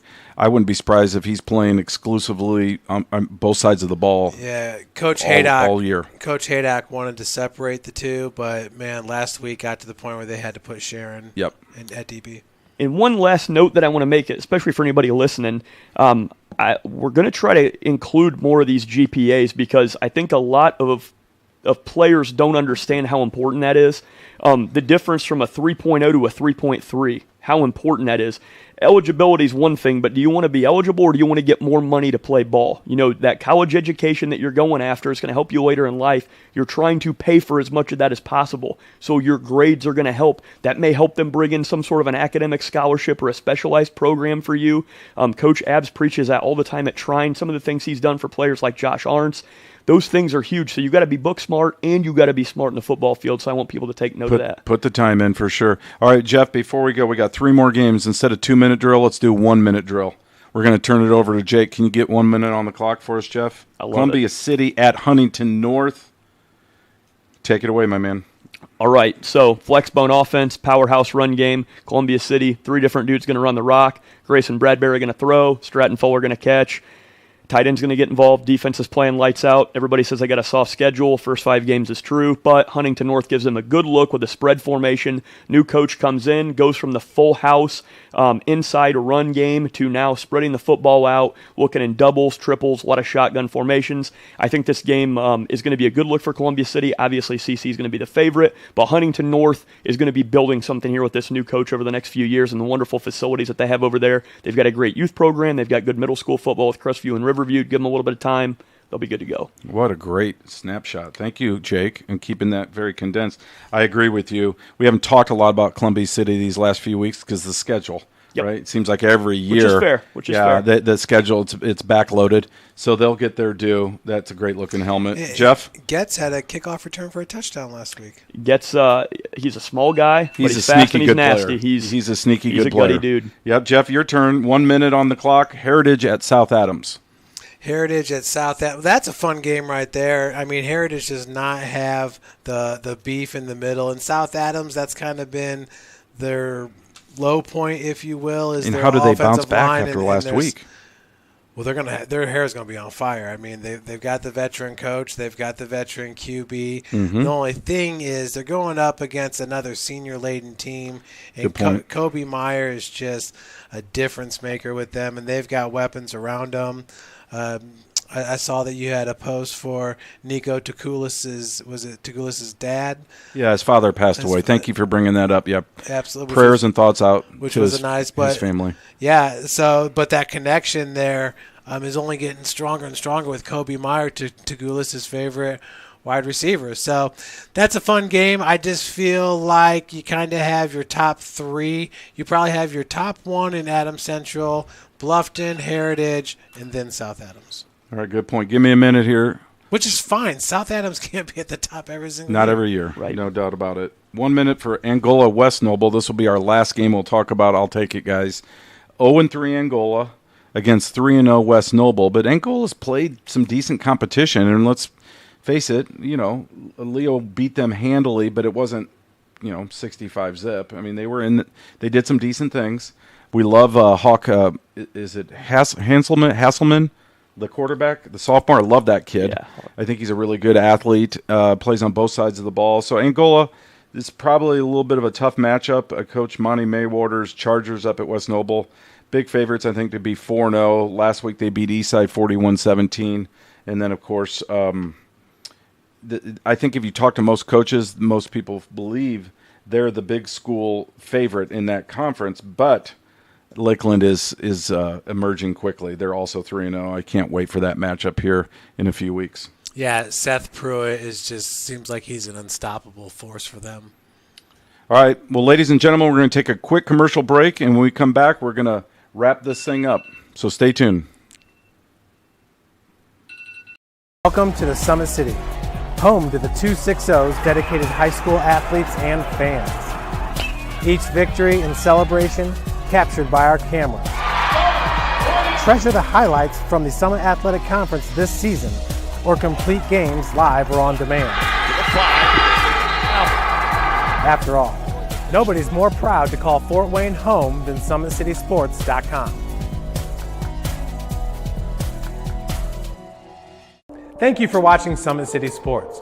To help broaden our coverage, we're asking you to become a monthly sponsor to our Patreon account. We produce weekly highlights and live video broadcast. When the Homestead Girls Golf Team won its first state title in program history, we were there. When Fort Wayne brought back 3 state titles in cross country, we were there. We believe in sharing positive stories and setting the standard for how high school sports should be covered. Join us and donate today. In 1952, my father, Jim Kelly, opened his first dealership. Thanks to loyal customers, dedicated employees, community support, and a bit of luck, his business grew. 70 years later, that dealership has become the Kelly Automotive Group, with 14 brands and 3 locations, including our new Fort Wayne Auto Mall. Thank you for 70 amazing years. It's been the ride of a lifetime. We hope you join us for the next 70.